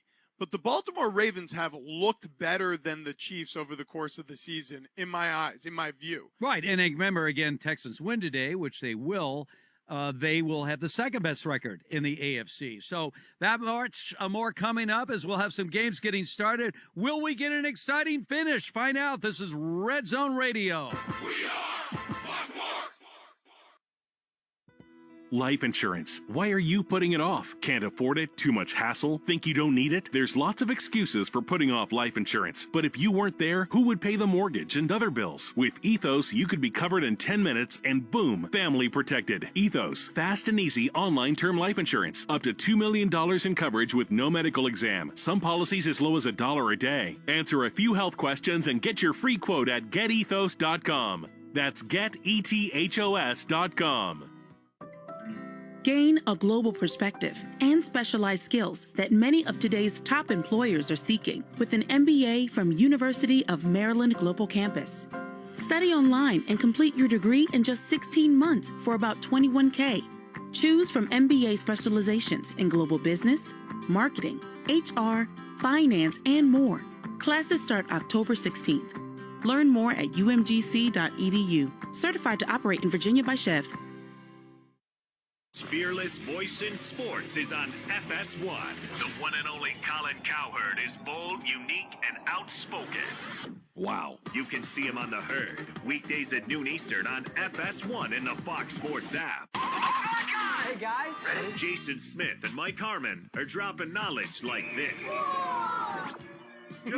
Just so you know, in a 42-minute car ride, you can listen to Back in the New York Groove 13 times. In a 42-minute car ride. Yeah. Including the trail off, or does yours cut? No, when it gets to the end and it goes back, like if you're listening to it like but does it have the full trail? Yeah, no, it's 309. Okay. You do a 309 and then you go back. You can listen to it 13 times in a 42-minute ride. How about that? Yeah.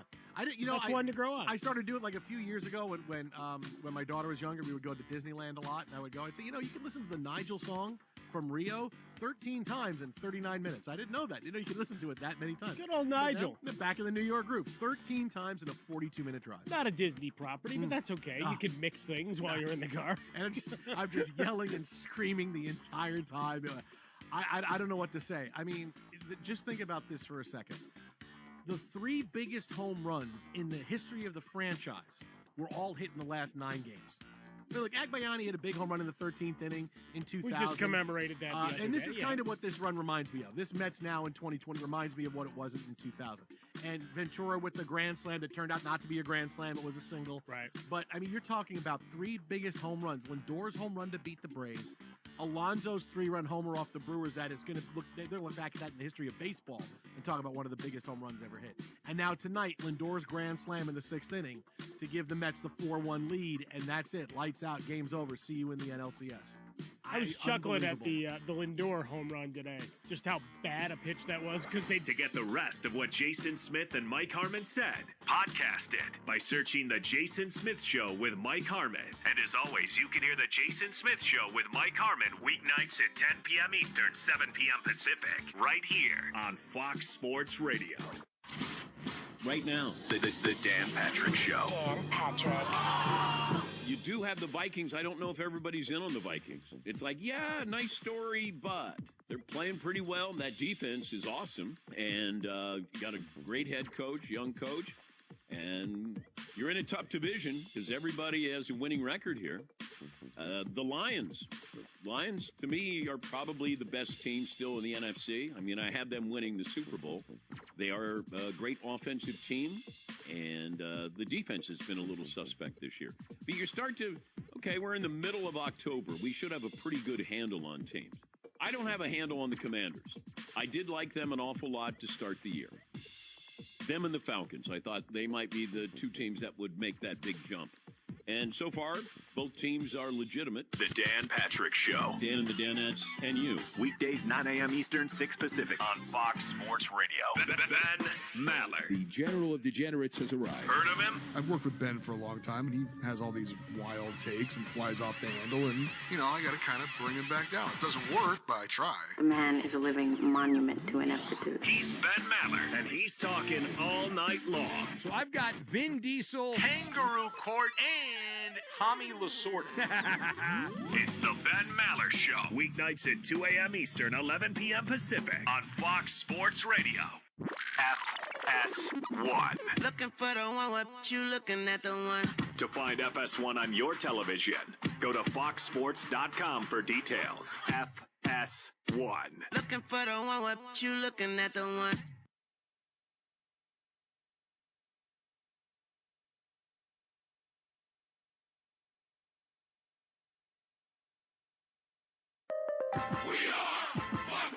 And here's what you need to know.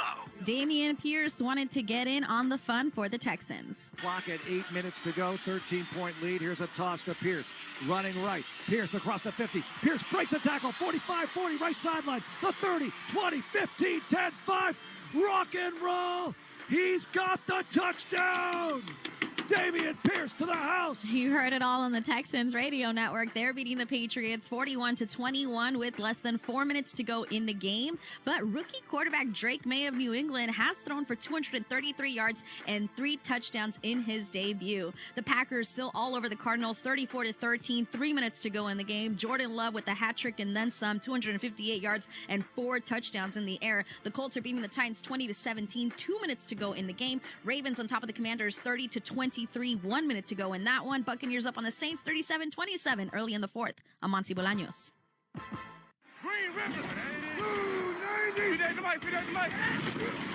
This is Fox Sports Red Zone Radio. The play. How about that second effort to get in the end zone? The hit. Your team. Your game. You got the pads on now. It's all broken down right here. Fox Sports Red Zone Radio is now. Live from the TireRack.com studios of Fox Sports Radio.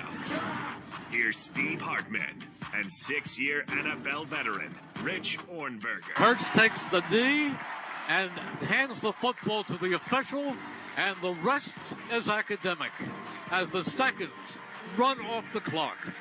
Any rebroadcast of this game is expressly prohibited without the advance written permission of the NFL.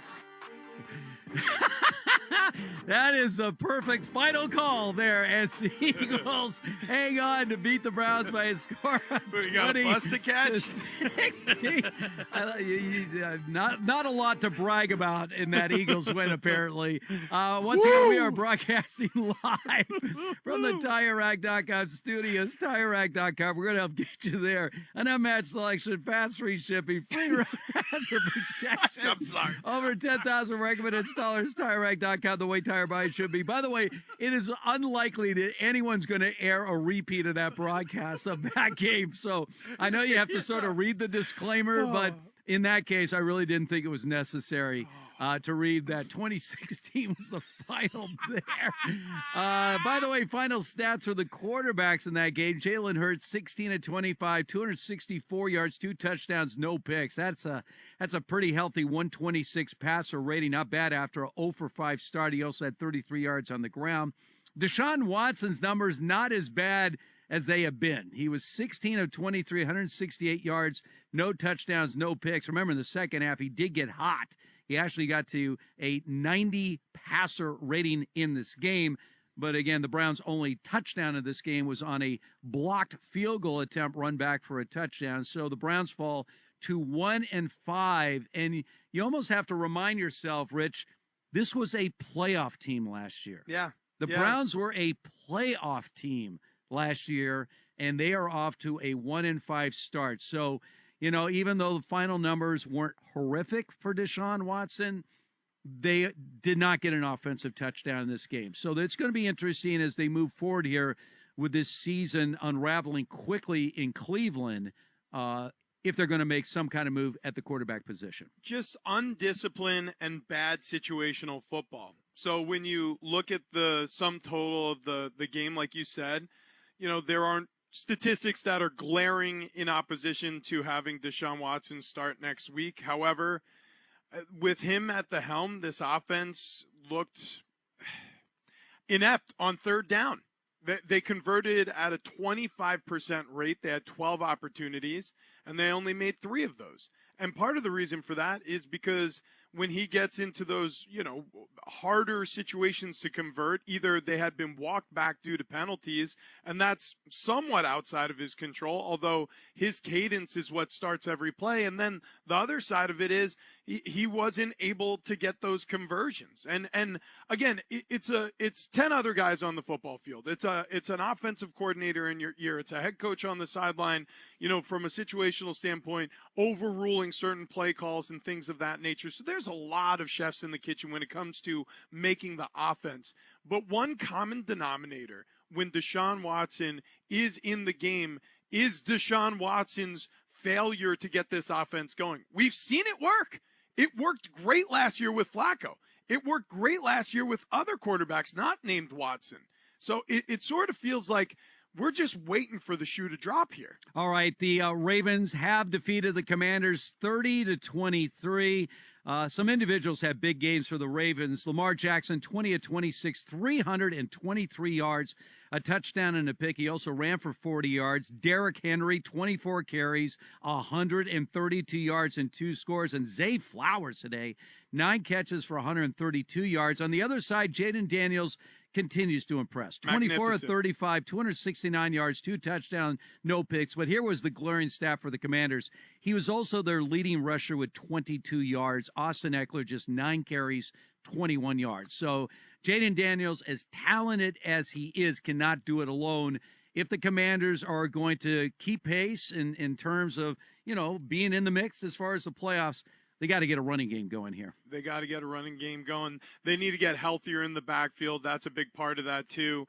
Yeah, look, here's the reality of the situation for the Washington Commanders. You have a rookie quarterback who's great.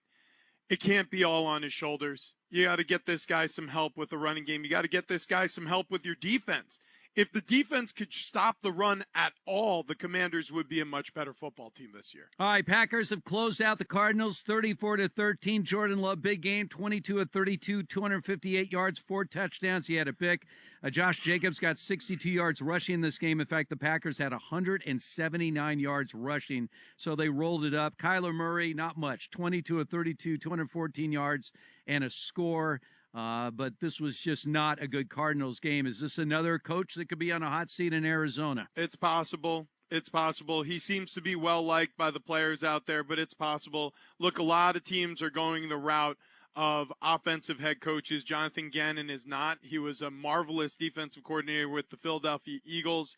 The selection to make him the head coach in Arizona seemed strange, but they were a scrappy team last year. They never quit in any game, and they gave a lot of teams a lot of hard times. But right now, the Cardinals are falling on hard times. A 2-3 football team and a bad loss on the road. And coming up next, the Cardinals' schedule, it doesn't exactly lighten up. They're going to host the Chargers, who, look, Jim Harbaugh, he's got a tough-nosed squad, even though they're banged up with injuries. We'll see how they look after their bye. You have the Miami Dolphins on the road, tough place to play early in the season. You're going to face the Bears at home, but the Bears, they've been surging. So it's not exactly an easy path. So 2-3 very quickly could turn into Well, actually, it's going to 2-4 because that was 2-3 going into the game. Oh, sorry, 2-3 going into the game. Yeah, so 2-4. 2-4 could turn into 2-7 in 3 weeks easily. Easily. Meanwhile, the Colts escape with a win on the road against the lowly Titans, 20-17. The final score there. Joe Flacco, 22 of 38, 189 yards, 2 touchdowns, 1 pick. Pretty pedestrian, but again, you look at Will Levis's numbers, and you're like, how is it possible to complete 16 passes and only have 93 yards passing, especially when you have DeAndre Hopkins, right? I mean, it's not like you totally void of talent. No. Tony Pollard had a good day, 17 carries, 93 yards on the ground, and a score. But again, they got some soul searching to do as far as their quarterback is concerned, because Levis is not getting the job done. Yeah, two feast or famine at quarterback. Levis, I mean, some really great, brilliant plays mixed in with some really boneheaded moments already this season. He's not getting the job done. And then you look at just this loss, and you think about what you've seen in other games. The Tennessee Titans are undisciplined. They had 11 penalties today. 11. They were penalized over 110 yards. It's ridiculous. This is a far cry from the Mike Vrabel Tennessee Titans that looked pretty buttoned up, right? You didn't have a greatness at quarterback with Tannehill, but during those days you had Derrick Henry, and you had an offense that could control the clock. You had a defense that was fierce and flying around, and their defense is pretty good, but this offense is just it is a struggle to watch the Tennessee Titans when they have the football. All right, Texans put away the Patriots. Final score 41-21. Sort of good news, bad news for the Patriots. The good news is Drake May is their quarterback. Absolutely. 20 of 33, 243 yards, 3 touchdown passes. He also led the team with 38 yards on the ground. The problem for the Patriots in this game was their defense was awful, as they gave up 192 yards on the ground to Houston. Joe Mixon had 102 yards on the score. Dameon Pierce had 76 yards on the score. C.J. Stroud, pretty ordinary numbers by his standards, 20 of 31, 192 yards. He did have 3 touchdown passes in this game. But at the very least for the Patriots, after their 5th straight loss, they have definitely found their quarterback. No looking back now. Yeah, it starts to make sense when you look at this game, the reason why the Patriots elected to start Drake May. That is now their 3rd consecutive home loss of the season. 4th, pardon, is it their 4th? No, it's their 3rd consecutive home loss of the season. They went on a 5-game slide now since the kickoff of the season after winning on the road at Cincinnati. The Boo Birds were coming out next week if Jacoby Brissett went out and laid an egg against the Houston Texans. Instead, Drake May gives the fan base hope. So now you have Patriots fans excited to show up and see what he can do against the struggling Jacksonville Jaguars team after having a great look. The interceptions, there's things to clean up, but a great first showing as a starting quarterback for this organization. So I think this was a little bit of, hey, listen, the crowd's turning against us. We need to inspire home field advantage. We have a 2-game home stint coming up against winnable opponents, one in division. After the Jacksonville Jaguars, they face the Jets. It's time to make a change, and that's the reason why they started Drake May today. 2 weeks into the season, we are asking the question, are the Saints for real? The answer is no, they're not. They are getting blown out now at home by the Buccaneers. Just scored again on a short run by Bucky Irving. The Buccaneers in this game have 317 net yards passing and 213 rushing yards. That's 530 yards of offense against a Saints team that scored all 27 of their points in the same quarter, the second quarter. Spencer Rattler has been sacked 4 times. It has been an awful day. So any hopes that the Saints had after 2 weeks, when they were at least 2 weeks into the season the most impressive team in the league, has completely evaporated. 4 straight losses pending. 5.5 minutes to go. Buccaneers lead this game by a score of 44-27. And I mean, but the Saints have not been able to do anything with the football, with those extra opportunities. They've really been flummoxed by this Buccaneers defense. Now, I mean, it's going to be a high-scoring game in the end, but the Bucs, basically after the first halfway point of the first half, they really turned on the afterburners, and they haven't looked back. All right, 2 games just underway. Chargers before the games. Is this line telling us something? After the games. Are they still the favorite? Hybrid courses, lifetime career services to scholarship opportunities, making your education journey flexible, fast, and affordable. Classes start soon. Learn more at umgc.edu. That's umgc.edu. Certified to operate in Virginia by Chev.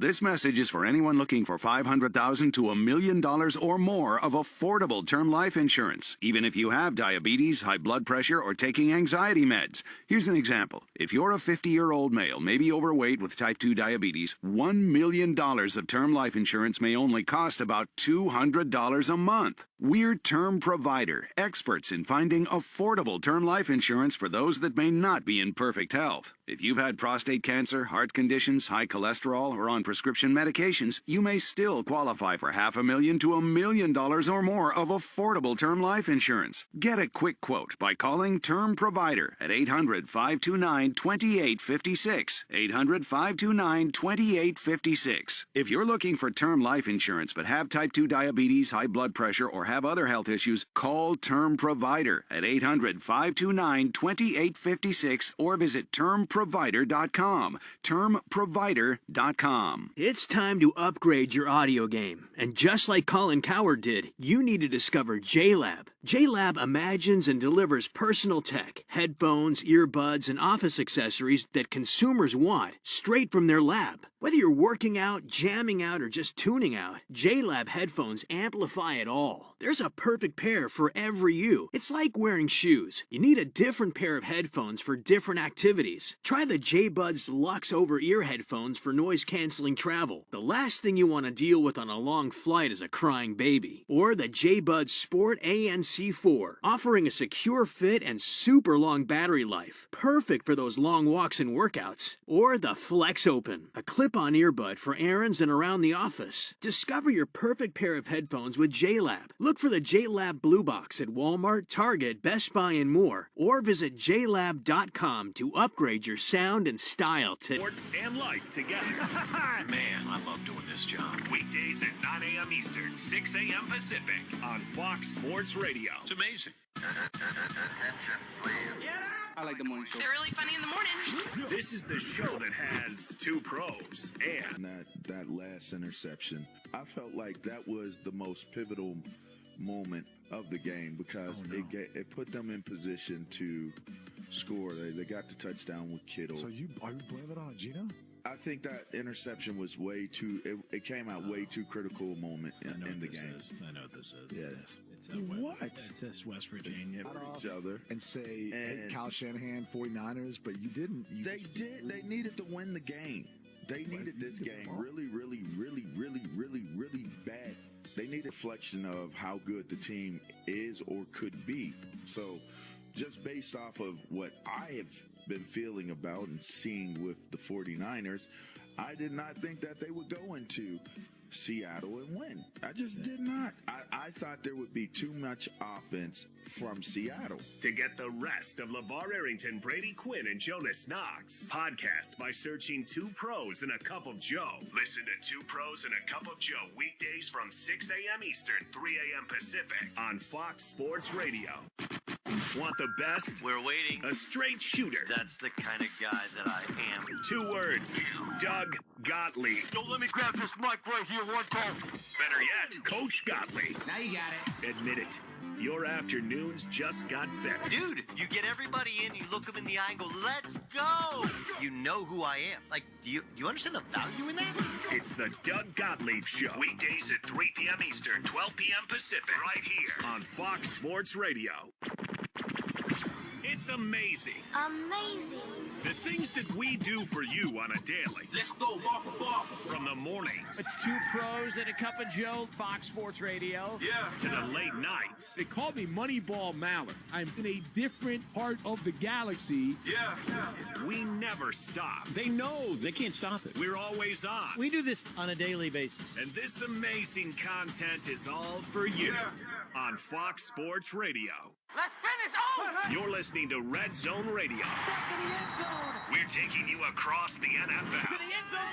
Touchdown. And into the red zone. Once again, here's Steve Hartman and Rich Ornberger.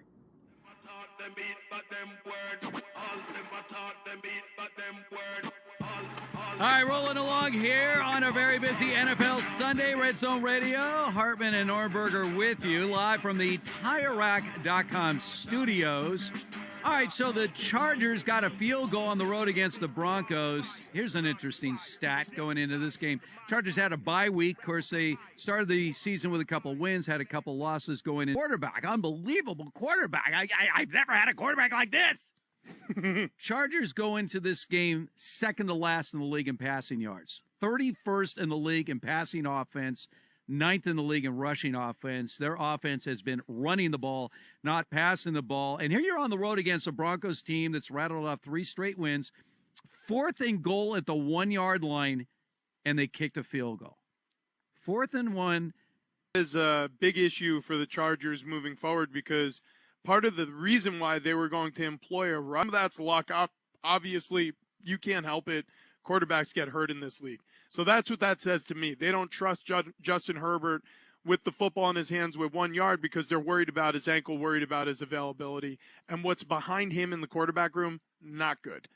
Moving on to Devontae Adams, he is 100% on the trading block. There is lies and mentions, and your social media is going to fill up with hate, but hang tight because we're just waiting for the right package. The Raiders are motivated to get something done. The Buccaneers. That is also would it be overstating the case that maybe Dennis Allen after that? Rocketing up the board as potential hot seat candidates alongside Robert Saleh, who lost his job, Doug Peterson, who's in jeopardy of losing his job, Nick Sirianni in Philadelphia. But, yeah, the Saints head coach Dennis Allen, I mean, since he's taken over, have the Saints really wowed anyone? And they've had a pretty decent defense at times. They just haven't been able to get it done with Derek Carr. Spencer Rattler looked subpar today. So 136 yards and a score. Bucky Irving has 81 yards and has scored 277 yards rushing for the Tampa Bay Buccaneers. You don't think, hey, running the football with Tampa, it's about Baker Mayfield's year. And we talked about that Falcons-Panthers game, and that game, by the way, just kicking off right now. But let's face it, the game we're watching, Lions and the Cowboys. That's right. Game is just kicking off right now. The Cowboy season has been all over the place. 3-0 on the road, 0-2 at home. They're at home against a Lions team whose quarterback, I was trying to, play, we have these hunch bets, like over the top, right, on Saturdays. And so I said, I'm going to give you an over the top prediction. I get this, I win a point. Yeah. Jared Goff will have an incomplete pass. Okay. They didn't buy into that being outrageous. I said, why not? He was perfect last week. So if he even has one incomplete, it's crazy. I say this about Jared Goff. Jared Goff, right now, and I'm tracing the history of the National Football League, is one of the 10 most underrated quarterbacks in the history of the NFL. Because when you think about it, with the Rams, the turnaround, obviously, when Sean McVay took over, and then he hit the slide because, Todd Gurley got hurt. They lost their running game. The play action was sort of out of the mix. When you think about last year, how did Matthew Stafford have a bounce back year? Kyron Williams showed up. All of a sudden, they had a running game again.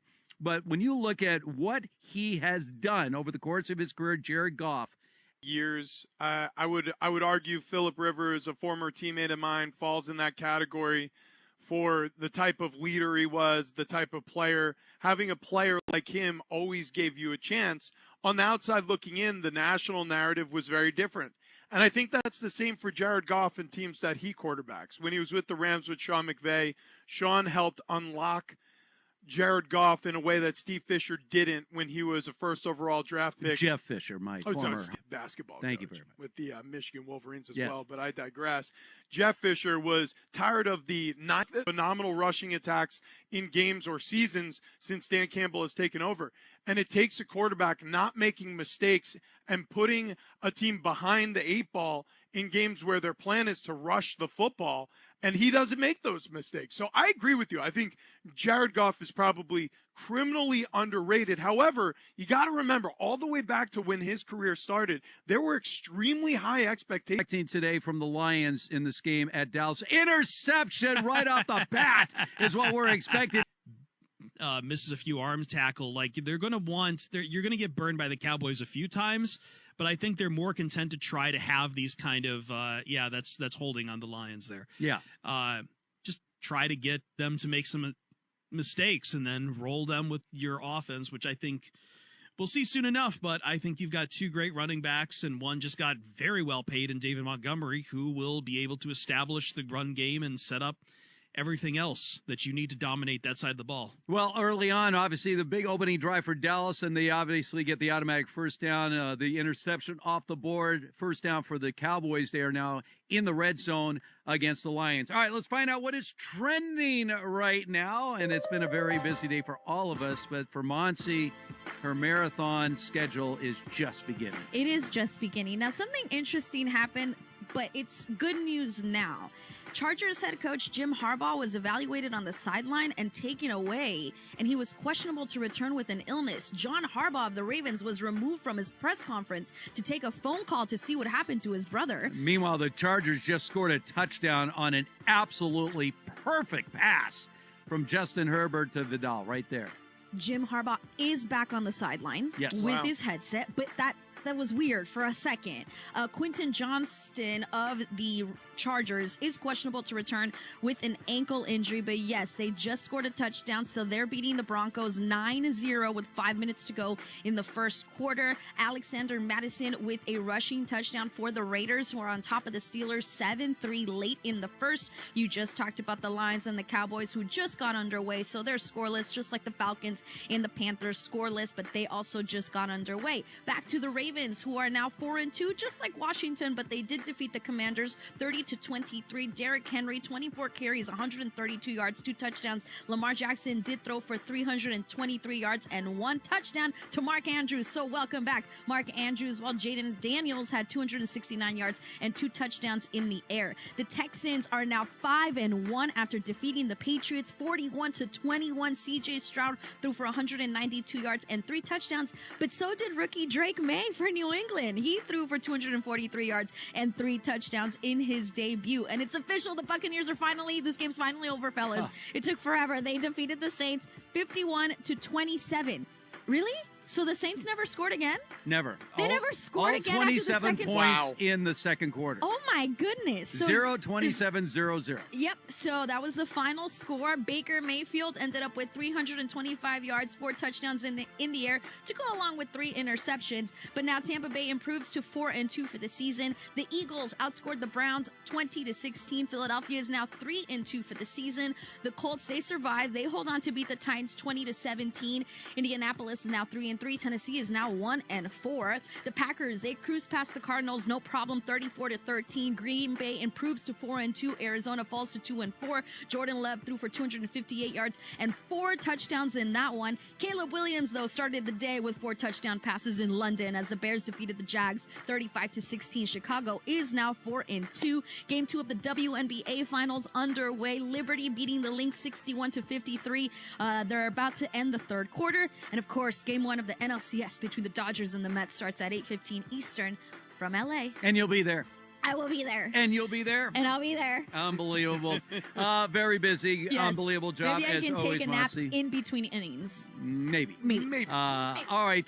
Thank you, Monse. Yes. Once again, Red Zone Radio here. Now, don't forget, after the show, our podcast is going up. So if you miss any of today's show, check out the podcast. Just search Fox Sports Radio wherever you get your podcasts and follow, rate, and review the podcast. Yes, search Fox Sports Radio wherever you get your podcast. You'll see the show posted right after we get off the air.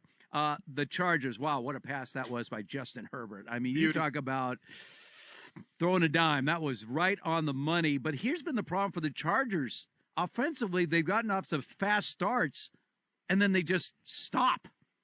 You know, they've had a couple of games now where they've gotten off to, quick start, touchdown here, and then second halves, they've been 0. So I don't know if that's, the other team making some interesting adjustments, but, you get off to a nice start, 10-0 lead on the road against the Broncos. Huge game for the Chargers. You're 2-2 coming off the bye. You're going against a 3-2 Broncos team. Obviously, everyone's chasing the Chiefs right now, but really what you're trying to do is get to 10 wins. Can you go 10-7? Because that will get you a ticket in as a wild card in the AFC, and that's where the Chargers could conceivably be. Winning today in Denver would be a big step in the right direction. Yeah, it'd be huge. It would be absolutely huge for the Chargers. And again, a team that is rolling off a 5-win season, obviously made the big splashy hire this offseason. There were seven other jobs available in the NFL. And Jim Harbaugh had his pick basically after winning the national championship game with the Michigan Wolverines, and he chose L.A., and they opened up the purse strings. And this is really the first time in a long time that they've done that. And so far, I would argue, even in losses, the Chargers feel better led. They feel more consistent with Jim Harbaugh at the helm. However, to your point, you have some things to fix. Obviously, Justin Herbert, you got to keep him healthy. By whatever means necessary, he needs to remain on the field. The Chargers are better with him involved.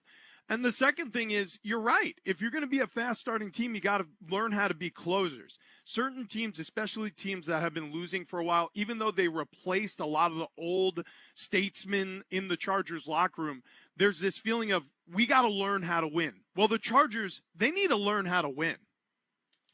Bo Nix was taken by the Broncos. Most people have projected Bo as a second-round pick, not a first-round pick. Sean Payton insisted Bo Nix is the guy he wanted all along. His first couple of games were rough, like any rookie quarterback, but we're seeing progress with Bo Nix week after week. I know what I saw last year at Oregon. I mean, his completion percentage is almost 80%. Yeah. And he can run. And he started more games at the Division I level than any quarterback in history. 5-year starter, 3 at Auburn and 2 at Oregon. So, you know, plenty of not your normal quarterback coming out of college with all the experience that he had. And even now he's showing a scramble where you can see the speed. He can make up yards. What should have been a sack ends up a no gain. So this is going to be interesting. You look at Sean Payton and all the success he had in building what may well be a Hall of Fame resume with the Saints and the partnership he had with Drew Brees there. And he likes this Bo Nix. I mean, this is a long way to go. The Broncos' defense better than average. They don't have a huge repertoire for Nix to turn to. But I'm going to be interested to see how this all plays out with Bo Nix and Sean Payton. Same. Yeah, I think Sean Payton's a heck of a football coach. I think Bo Nix was a heck of a football player at 2 different schools. He shined the most at Oregon. That was a heck of a run he had there. And I think what happened with Sean Payton this offseason was what happens with a lot of skillful play callers when they get their hands on a raw product out of college.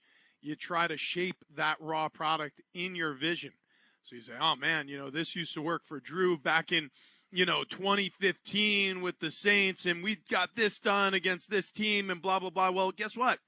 Bo Nix isn't Drew Brees. Bo Nix is intangibly different from the way he throws the football, his height, his stature in the pocket, the things he's able to do with his legs to extend plays. You're not coaching Drew Brees. So you have to dial into what Bo Nix does well. And I think they started incorporating a couple of things that you saw the Ducks do when Bo Nix was with Oregon. And as a result, he feels more comfortable in this offense. All right, the Lions having held the Cowboys to a field goal, so 3-0 Cowboys early on are on the move right now. They have good first news. Down at the Cowboys' 20-yard line. Yes, Chris, good news. Good news for your out on a limb pick. Jared Goff did have an incompletion. An incompletion, okay. Wow. So that was after before a perfect throwing game. a deep shot to Tim Patrick. I mean, I don't care how long Steve, the throws are. 18 of 18 is still mind-blowing what he did last week. The fans want to know, how do you do it? I don't know. How do you make these calls? Believe me, it's years of practice. That's right. Years of practice. Panthers. No score against the Falcons, but the Panthers have a 3rd and 7 at the 18-yard line. Andy Dalton, 4 of 7 passing, 48 yards. All right, keep an eye right now on the Lions as they have a 2nd and 3 right now, trying to get a touchdown on their opening drive of the game against the Cowboys. And look at that gaping hole. A touchdown, Lions! Wow. Montgomery, that was some of the worst tackling I have ever He's getting seen his in my jersey life. grabbed and trying to drag him to the ground by the jersey, and he will not go down. Dude, here's the deal. Did they really hire Mike Zimmer as their defense coordinator? Look at this run by Montgomery. He finds a hole. There's a missed tackle. Watch this. Watch him grab. Like he should be down by that. Oh, that's just pathetic. That's just not pathetic. Good. I mean, look, there's players in the NFL who will at times make some business decisions. And it felt like there were a couple of business decisions made on that play. Nobody wanted to take on Montgomery. He's been a hammer all season long for this team. Well, 28 yards rushing and a score. So 7-3 Lions take the lead against the Cowboys. Much more coming up. Red Zone Radio is here for you. Play ball! Your National League Championship Series is here. Living like a rock star. Mets. Francisco Lindor has an MVP moment. Dodgers. And Ohtani, welcome to the postseason. Follow your MLB Championship Series news here on Fox Sports Radio. Hey, it's Jonas Knox. You know our trusted partner, TireRack.com, for their fast, free shipping, free road hazard protection, convenient installation options, and their great selection of the best tires, like the highly consumer-rated Goodyear Assurance Weather Ready. But did you know they sell other automotive products, wheels, brakes, and suspension, just to name a few? Everything you need to elevate your drive. Go to TireRack.com/sports. TireRack.com, the way tire buying should be. Mom, meet Sarah. From first-time Nana moments. And welcome to Flight 101. To annual girls trip moments. Your can't-miss moments are worth protecting against RSV. If you're 75 or older or 60-plus with a chronic condition like asthma, COPD, heart disease, or diabetes, you're at higher risk of being hospitalized from RSV. And there are no prescription RSV treatments. Check eligibility and schedule your RSV vaccine at vaxassist.com. So where should we go next? Sponsored by Pfizer. And now, there are some shows you don't want to miss. Anyway, it's a big story. And there are some shows you can't miss. Yes. This is Covino and Rich. I did, however, see Patrick Mahomes awfully aggressive. Yes. I mean, I know he's 1% owner of the Royals, but 1%, and obviously these are my people, my fans. And he was all amped up and fired up. Rightfully so. And there was a lot of people, though, who didn't know, like, when I was watching your Mets, for example, Rich, I was at the gym. So a lot of people just casually watching the Yankee game and they're seeing Mahomes, they're like, who is he antagonizing? Which Yankee fan is he bullying here? What is going on? He got in his face. Because you kept seeing him get in the face of a Yankees fan. So if you weren't listening, because they did acknowledge who it was, you're like, who is he bullying? What is going on? Turns out he was getting aggressive with a former teammate, Gehrig Dieter. Gehrig, named after Lou Gehrig, family of Yankee fans. They explain his brother is Munson Dieter, whatever, named after Thurman Munson. But Gehrig was a former teammate from 27 to 2021, I believe, a wideout for the Chiefs. So he was just getting in the face of a former teammate, like, yeah, what? Yeah, Royals, let's go. And he's all fired up, and that's what we were witnessing yesterday, an aggressive Patrick Mahomes rooting on his Royals. So it got us thinking, where is the line? Real quick, where is the line when it comes to ribbing your buddies about their sports team? Like, where? Hey, this is Cheech. And this is